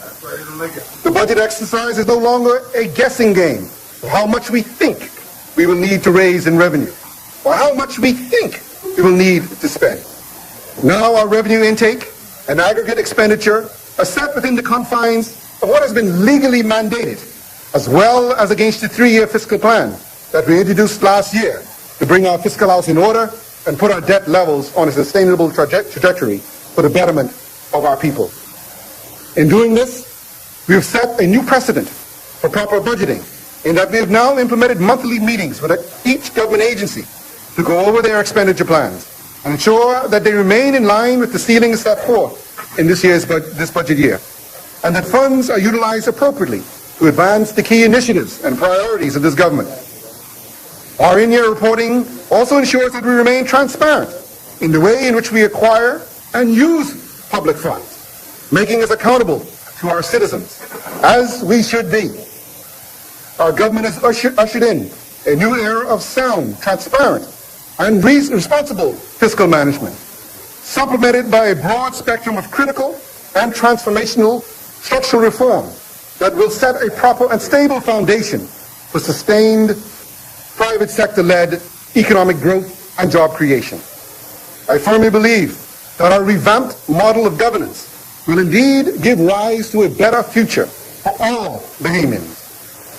Mr. Speaker, for what my colleagues have been waiting for, as I move to conclude this presentation, I want to summarize what this budget is really about. But I may be Baptist. So I got 2 more to go. Mr. Speaker, I want to summarize what this budget is really about. This budget stands for a government that is a better partner to the Bahamian people. We are transforming our execution and service delivery so we can provide the Bahamians with better results. We are refocusing our spending so we can provide Bahamians with better benefits. Not the type of benefits in the past that have increased the dependence of citizens on the government, but the type of benefits that allow Bahamians to be empowered and independent. For too long, the government has used taxpayer money to feed a culture of political largesse and government inefficiency, to put band-aids over structural problems, undermining the government's ability to play its true role as a facilitator. Structural reform certainly does not sound very relatable, but just think about what it is to live in a house that needs to be renovated, to work in an environment that's falling apart. It blocks your hustle. It cramps your style. It saps your creativity. It makes you physically sick.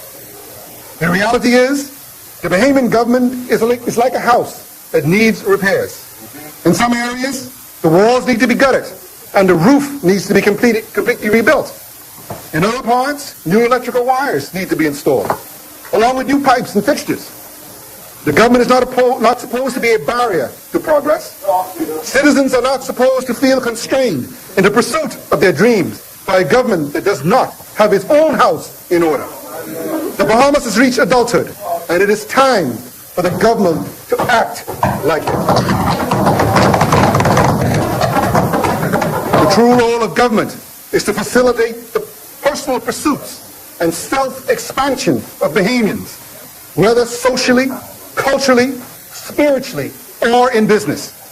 It is the government's role to set effective policies that facilitate economic development, that facilitate social mobility, and a flow of opportunity, quality jobs, and self-employment. It is our role to make it easier for Bahamians to operate in their own country, to pursue opportunities, and to thrive. Mr. Speaker, this budget is a break from the past. This budget invests in comprehensive structural reform that are going to make the government work better and be better. From ease of doing business to digital transformation, from the focus on tax fairness and the overhaul of revenue administration and collection, from the adoption of transparent and accountable fiscal practices to the overhaul of state-owned enterprises. The work this budget will enable us to do is meaningful and substantive. Although gritty and often unrewarding, but it will make the Bahamian government a better partner to the Bahamian people. This budget invests in strategic projects and programs that are going to build 21st century infrastructure and set a new foundation for growth that will make education more inclusive and help Bahamians to break the cycle of poverty. With this budget, we are making a sizable leap in funding for education and training as an investment in our most important national assets, our young people. We are about to embark upon a $100 million plus strategic investment in renewable energy to spark the green revolution so as to power the Bahamas of tomorrow, where we make optimal use of the abundant sunshine that God has so favorably bestowed upon this country. And we are expanding in a substantial way the resources available to Bahamian entrepreneurs and small businesses so that Bahamians are given the opportunity to drive economic growth and job creation. And finally, Mr. Speaker, the core priorities of this budget are aligned with the core of this minister-led administration. We are an administration that believes in Bahamian empowerment, in the true and meaningful investment for the long-term benefit of Bahamians. We are not in the game of political dependency, where we provide so-called opportunities by doling out taxpayer funds, contracts, to partisan supporters, or so as to keep them loyal, as has been done in the past. This is not a formula for success or sustainability. Instead, our focus, and correspondingly the focus of the people's money, lay squarely on expanding investments and training. Our focus is on providing them with the funds, independent of political persuasion, to become their own employer and chart their own course. We are providing the core infrastructure for today and tomorrow that allows them to create their own social, civic, and commercial opportunities. In short, we are about creating the empowered and independent Bahamian who will not even ever again have to beg favor from a politician to get their rightful opportunity or to better themselves. So, I got to say it 10 times because I need you to understand it. I need you to understand it, and I need the Bahamian people to understand it. So, it is our happy task and welcome obligation to fulfill our role, and not with empty rhetoric and populist appeal that has been leading us down a ruinous path. Instead, we shall continue unfazed and unbowed. Unfazed and unbowed. Recognizing that we must be guided by what is best and not necessarily always what is popular. We are comforted in that we know the vast majority of Bahamians understand where we were as a country in 2017, and they can already see that they have a government that is delivering on its promises and implementing the initiatives that will secure a safe and prosperous tomorrow for all Bahamians. Mr. Speaker, I thank you for this opportunity to present the People's Budget for fiscal year 2019-2020. Thank you.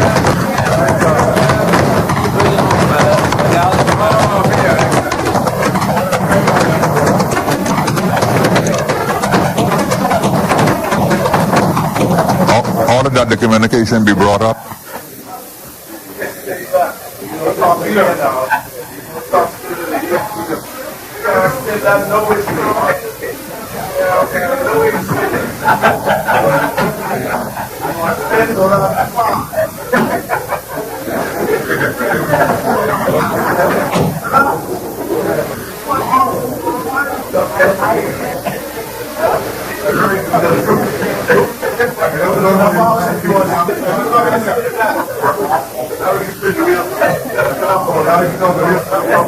Order that the communication do lie on the table.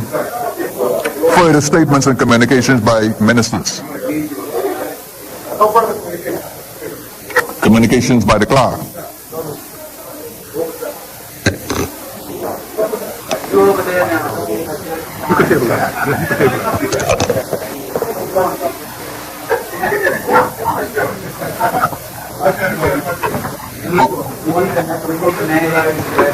Honorable members, I have a communication from the Senate.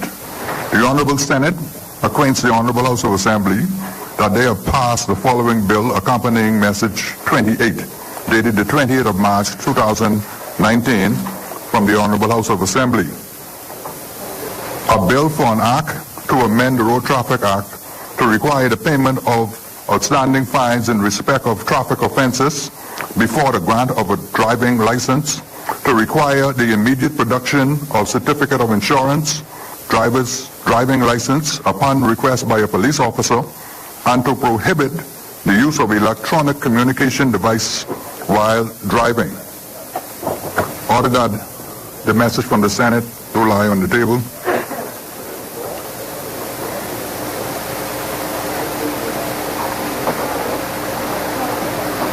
Motions for leave of absence, leave to resign seat, and new writs. Presentation of petitions. Presentation of reports of committees. Adoption of reports of committees. First reading of bills. The chair recognizes the honorable member for East Grand Bahama. Mr. Speaker, I beg leave to lay on the table of the House and have read for the first time a bill for an act for the appropriation of diverse sums of money for and towards defraying the expenses of the government of the Commonwealth of the Bahamas on revenue accounts for the financial year commencing 1st July 2019 and ending 30th June 2020. Second. Order that the notice be brought up.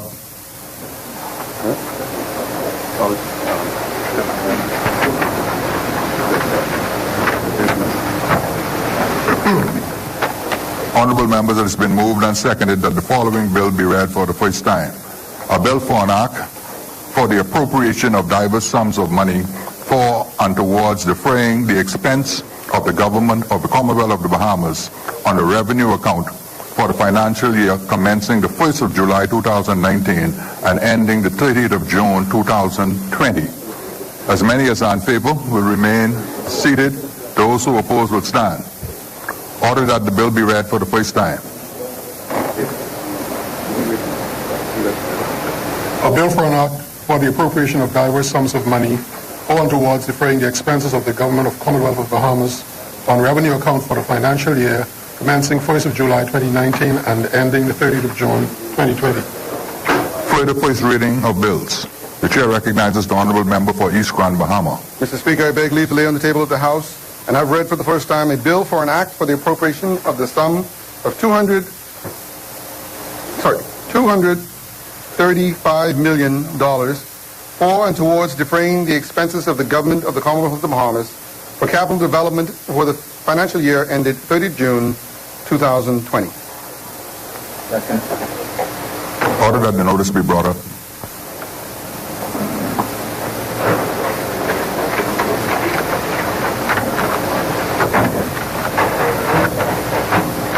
Honorable members, it has been moved and seconded that the following bill be read for the first time.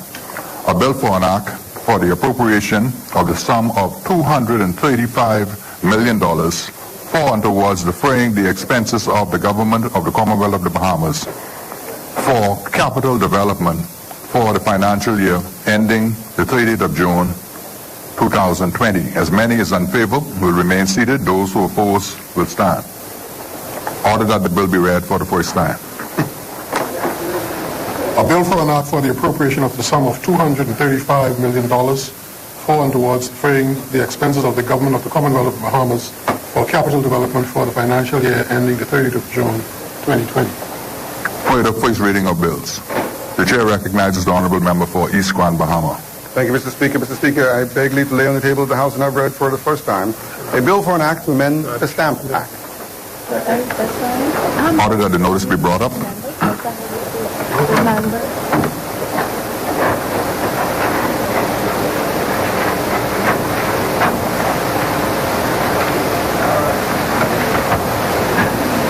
Honorable members, it has been moved and seconded that the following bill be read for the first time.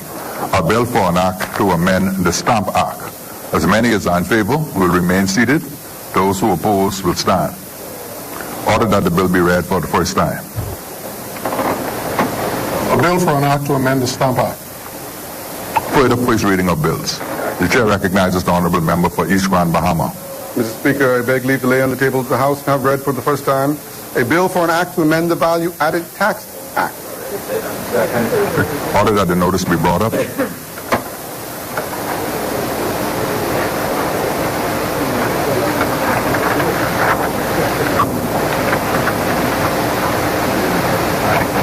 Honorable members, it has been moved and seconded that the following bill be read for the first time. A bill for an act to amend the Value Added Tax Act. As many as are in favor will remain seated. Those who oppose will stand. Order that the bill be read for the first time. A bill for an act to amend the Value Added Tax Act. Further first reading of bills. The chair recognizes the honorable member for East Grand Bahama. Thank you, Mr. Speaker. Mr. Speaker, I beg leave to lay on the table of the House and have read for the first time a bill for an act to provide for the mandatory registration of the owners of goods imported or exported from the Bahamas. Customs Management Amendment. Is there a seconder? Order that the notice be brought up.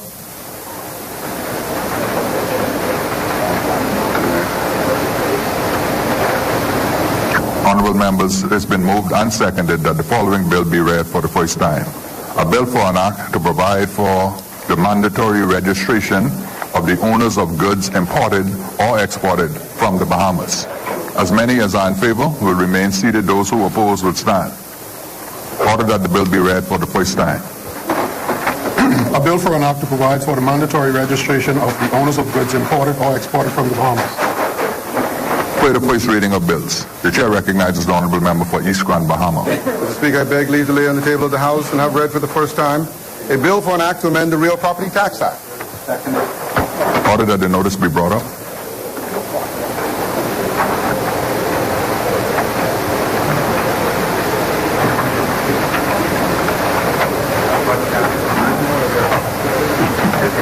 Honourable members, it has been moved and seconded that the following bill be read for the first time. A bill for an act to amend the Real Property Tax Act. As many as are in favour will remain seated. Those who oppose will stand. Order that the bill be read for the first time. A bill for an act to amend the Real Property Tax Act. For the first reading of bills, the chair recognizes the honourable member for East Grand Bahama. Mr. Speaker, I beg leave to lay on the table of the House and have read for the first time a bill for an act to amend the Financial Administration and Audit Act 2010. Order that the notice be brought up.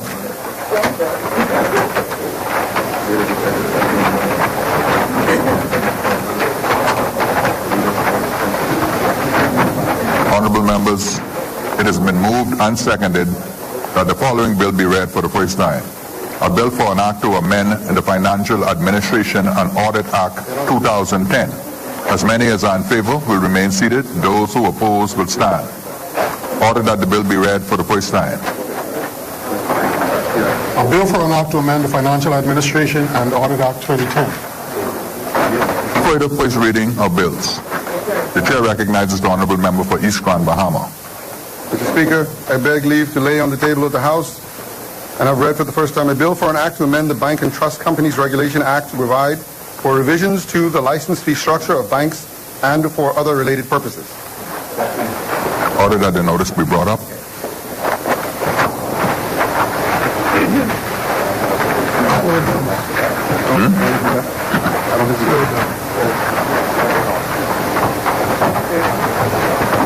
Honourable members, it has been moved and seconded that the following bill be read for the first time. A bill for an act to amend the Banks and Trust Companies Regulation Act to provide for the revisions to the license fee structure of the banks and for other related purposes. As many as are in favour will remain seated. Those who oppose will stand. Order that the bill be read for the first time. A bill for an act to amend the Banks and Trust Companies Regulation Act to provide for revisions to the license fee structure of banks and for other related purposes. For the first reading of bills, the chair recognizes the honourable member for East Grand Bahama. Mr. Speaker, I beg leave to read for the first time and have to lay and have read for the first time a bill for an act to amend the Business License Act. Order that the notice be brought up.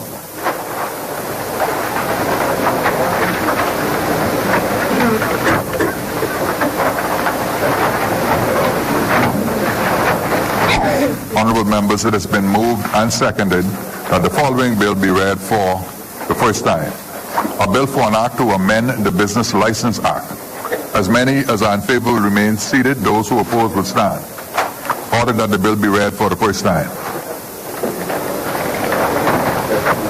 A bill for an act to amend the Business License Act. For the first reading of bills, the chair recognizes the honourable member for East Grand Bahama. Mr. Speaker, I beg leave to lay on the table of the House and have read for the first time a bill for an act to amend the Tariff Act. Order that the notice be brought up.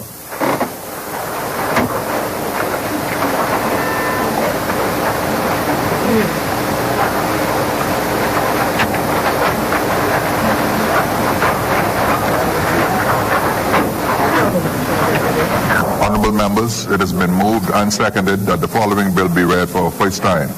A bill for an act to amend the Tariff Act. As many as are in favour will remain seated. Those who oppose will stand. Order that the bill be read for the first time. A bill for an act to amend the Tariff Act. For the first reading of bills, the chair recognizes the honourable member for East Grand Bahama.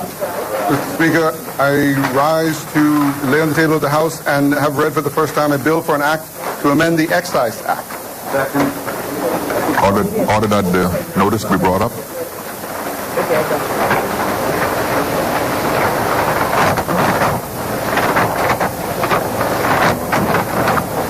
Honorable members, it has been moved and seconded that the following bill be read for the first time. A bill for an act to amend the Excise Act. As many as are in favor will remain seated. Those who oppose will stand. Order that the bill be read for the first time. A bill for an act to amend the Excise Act. Further first reading of bills.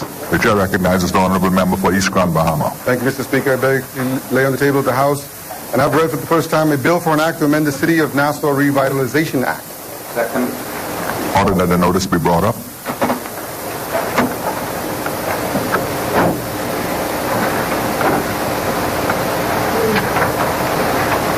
Honorable members, it has been moved and seconded that the following bill be read for the first time. A bill for an act to amend the City of Nassau Revitalization Act. As many further first reading of bills. The chair recognizes the honorable member for East Grand Bahama. Thank you, Mr. Speaker. I beg leave to lay on the table of the House a bill for an act to amend the Family Island Development Encouragement Act. Second. Order that the notice be brought up.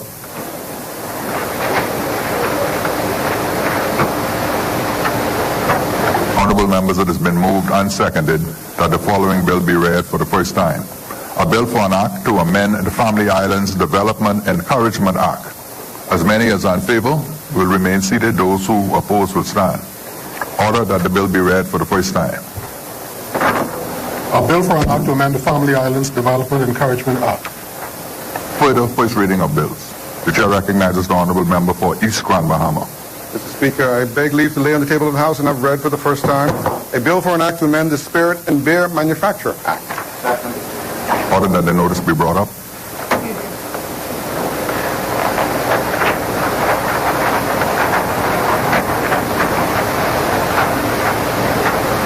Honorable members, it has been moved and seconded that the following bill be read for the first time. A bill for an act to amend the Spirits and Beer Manufacturer Act. As many as are in favor will remain seated. Those who oppose will stand. Order that the bill be read for the first time. A bill for an act to amend the Spirits and Beer Manufacture Act. Further first reading of bills. The chair recognizes the honorable member for East Grand Bahama. Mr. Speaker, I beg leave to lay on the table of the House and have read for the first time a bill for an act to provide for the establishment of a tax appeal commission and for matters connected therewith. Order that the notice be brought up. Praise God. Honorable members, it has been moved and seconded that the following bill be read for the first time. A bill for an act to provide for the establishment of a tax appeal commission and for matters connected therewith. As many as are in favor will remain seated. Those who oppose will stand. Order that the bill be read for the first time. A bill for an act to provide for the establishment of a tax appeal commission and for matters connected therewith. Further first reading of bills. No further first reading. Second reading and committal of bills. No second reading, Mr. Speaker. Committee of the Whole. Third reading and passing of bills. Consideration of Senate amendments. Resolutions. Members' statements. Appointment of select committees. Instructions to select committees. Discharge of select committees. Notices for future meetings.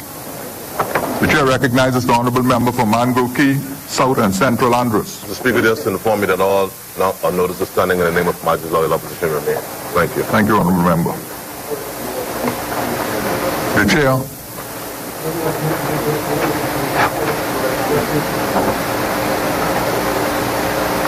The chair recognizes the honorable member for East Grand Bahama. Mr. Speaker, at the sitting of the next sitting of the House, I give notice of the following resolution. Whereas Article 129(1) of the Constitution requires the Minister of Finance before the end of each financial year to cause to be prepared annual estimates of revenue and expenditure for public services during the succeeding financial year, which shall be laid before the House of Assembly, and which estimates have been laid before the House of Assembly. And where it is necessary to undertake additional borrowing to finance the deficiency of revenue over expenditure in the 2019-2020 estimates of revenue and expenditure, which have been laid before the House of Assembly.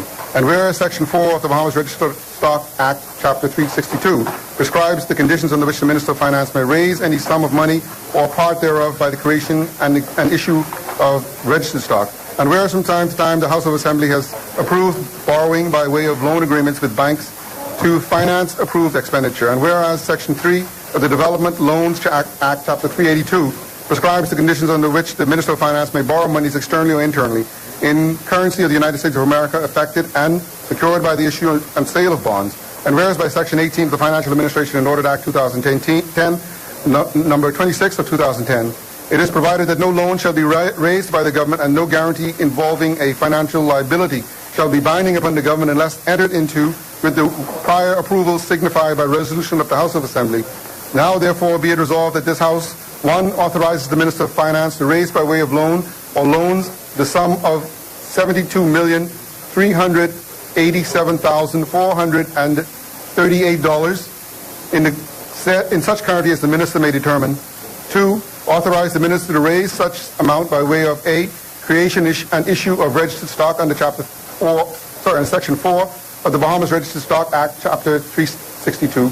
B, loan agreements with banks, including commercial banks, or on such terms as are mutually agreed. And C, the issue and sale of bonds under Section 3 of the Development Loan Act, Chapter 382, subject to the provisions that the total sum borrowed under Paragraph B does not exceed the sum of $72,387,438, except debt amortized and such amounts as may be necessary to amortize or finance existing debt, and the House received communication from the Minister of Finance at the earliest opportunity after the apportionment among paragraphs A, B, and C. And 3, approves the proceeds of the said loans being used for the purpose of defraying expenditure in the 2019-2020 estimates of revenue and expenditure in excess of the revenue. Order that the document be brought up.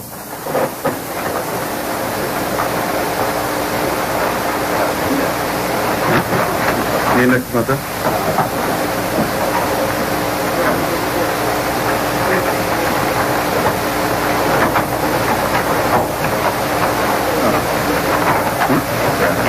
You got it? Oh, what page? Order that the resolution do lie on the table. Notices for future meetings.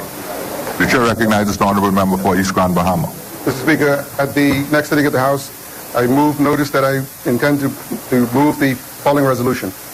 Whereas the Government of the Commonwealth of the Bahamas, the government is seeking to implement a street lighting retrofitting project in the Bahamas, which comprises of the following components. A, project preparation assistance. B, infrastructure works. C, engineering and construction related services. D, goods. And E, project management. And whereas the expected outcomes of the project include A, enhanced climate resiliency capacity. B, reduction in fossil fuel generated electricity for street lighting by BPL. And C, enhanced capacity to implement communication infrastructure. And whereas the government has found it necessary and is desirous of borrowing the sum of $14,557,000 in the currency of the United States for the purpose of financing the project. And whereas the Caribbean Development Bank has agreed to grant the government the proposed sum to finance the said project, and whereas by virtue of Section 18 of the Financial Administration and Audit Act 2010, no loan should be raised by the government and no guarantee involving a financial liability shall be binding upon the government unless entered into with the prior approval of the House of Assembly, signified by resolution thereof. Now, therefore, be it resolved that this House, 1, authorize the Minister of Finance to raise by means of a loan the sum of $14,557,000 in the currency of the United States. 2, authorizes the Minister of Finance to raise such loans by entering into a bank agreement with the Caribbean Development Bank on such terms pursuant to this resolution as are mutually agreed. Order that the notice be brought up. Yeah, man.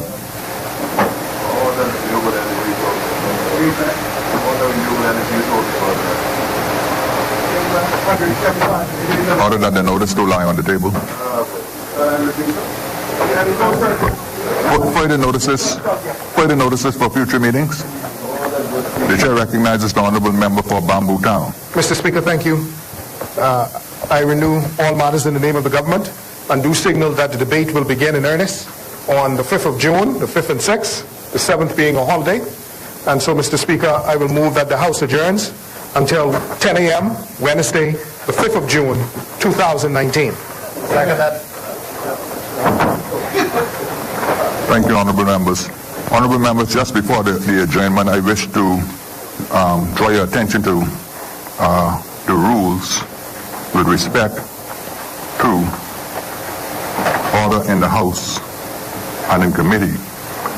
In that respect, I would like to refer you to Rule 88.8, Rule 88.9, which says, in case of disorder arising in the House, the Speaker may, if he thinks fit, if necessary to do so, adjourn the House without putting the question or suspend the sitting to a time to be named by him.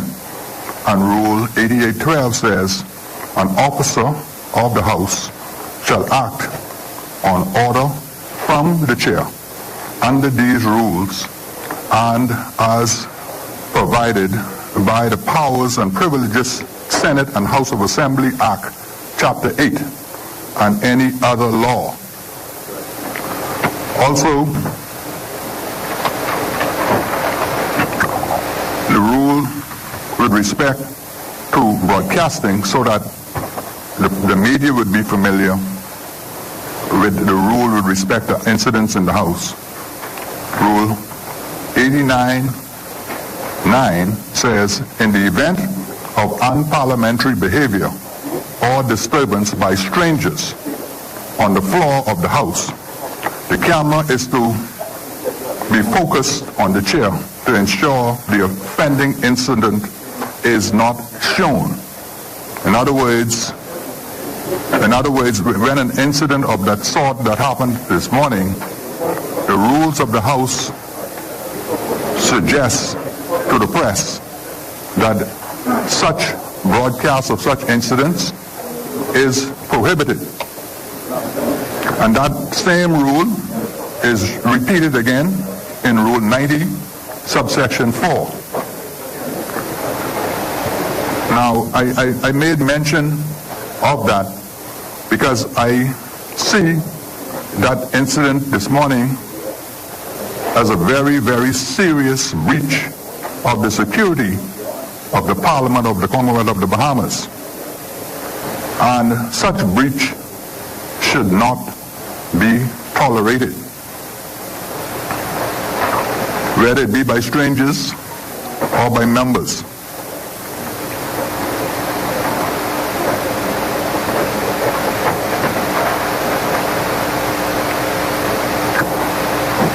Any act, in the chair's estimation, where a stranger would enter the precincts of the Parliament and toss objects onto the floor of the Parliament, must be considered a very, very serious breach of the precincts of the Parliament and should be dealt with accordingly.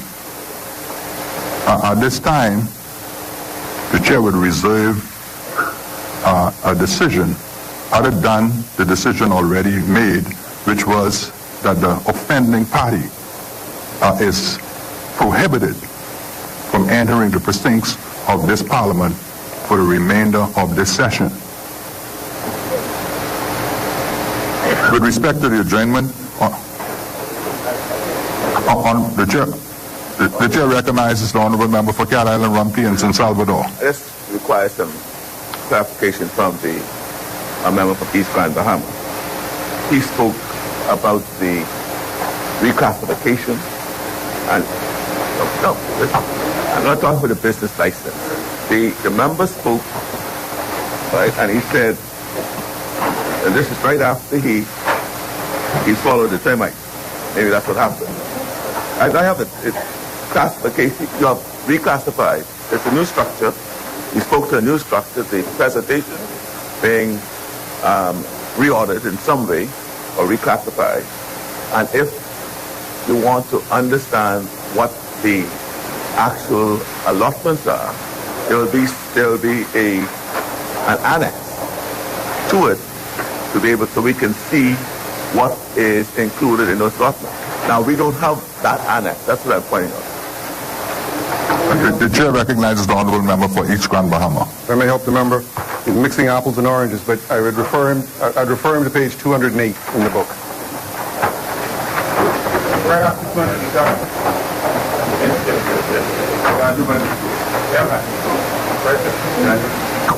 Honourable members, it has been moved and seconded that the House adjourns to 10 a.m. Wednesday, the 5th of June, 2019. As many as are in favor will remain seated. Those who oppose will stand. Final adjournment. Mr. Speaker, I The do chair not move. recognizes the honourable member for Bamboo Town. Mr. Speaker, I do not move that the House adjourns. Honourable members, it has been moved and seconded that the House adjourns to 10 a.m. the 5th of June, 2019. As many as are in favor will remain seated. Those who oppose will stand. The business of this House stands adjourned to 10 a.m. the 5th of June, 2019.